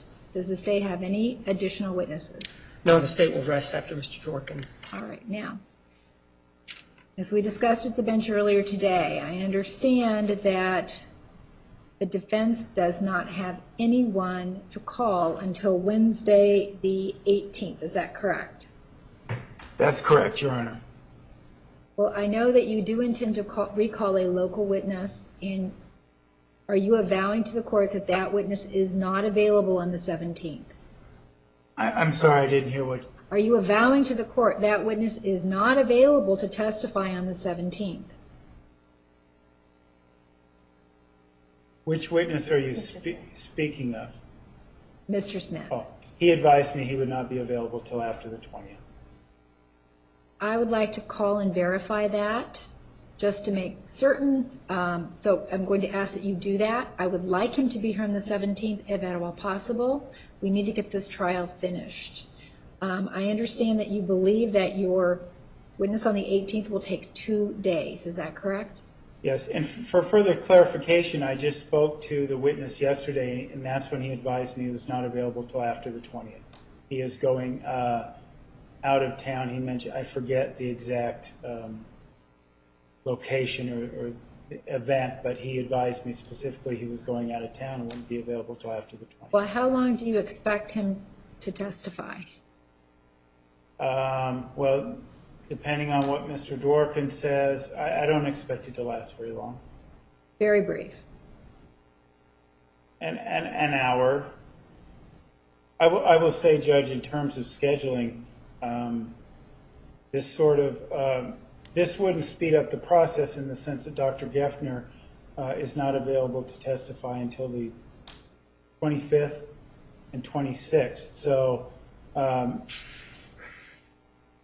his schedule is such that it will not expedite things. How long do you expect Dr. Geffner's testimony to take? My guess would be 2 days at the most.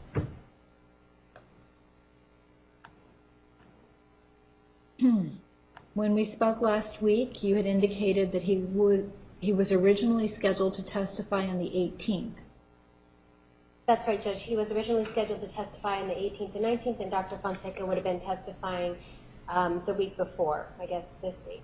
But we were informed by the state that he expected his case to last through all of Thursday, all of tomorrow. So at that point in time, I contacted both witnesses that night. They rearranged their schedules, and then it was rearranged where he was available on the 25th and 26th. The following day, we were told by the state that actually they expect to finish earlier than Thursday. And I know I advised the court that I would do what I could to see if Dr. Geffner can reschedule again. I did speak with him. He was not able to reschedule what he had just rescheduled.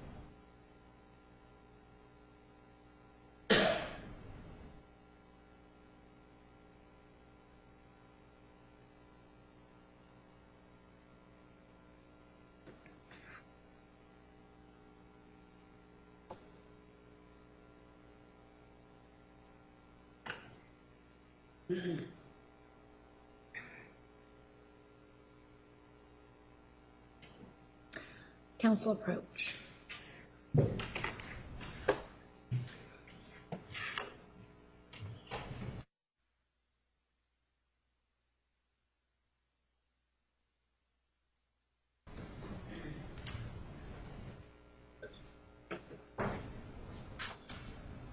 I know. We're not going to do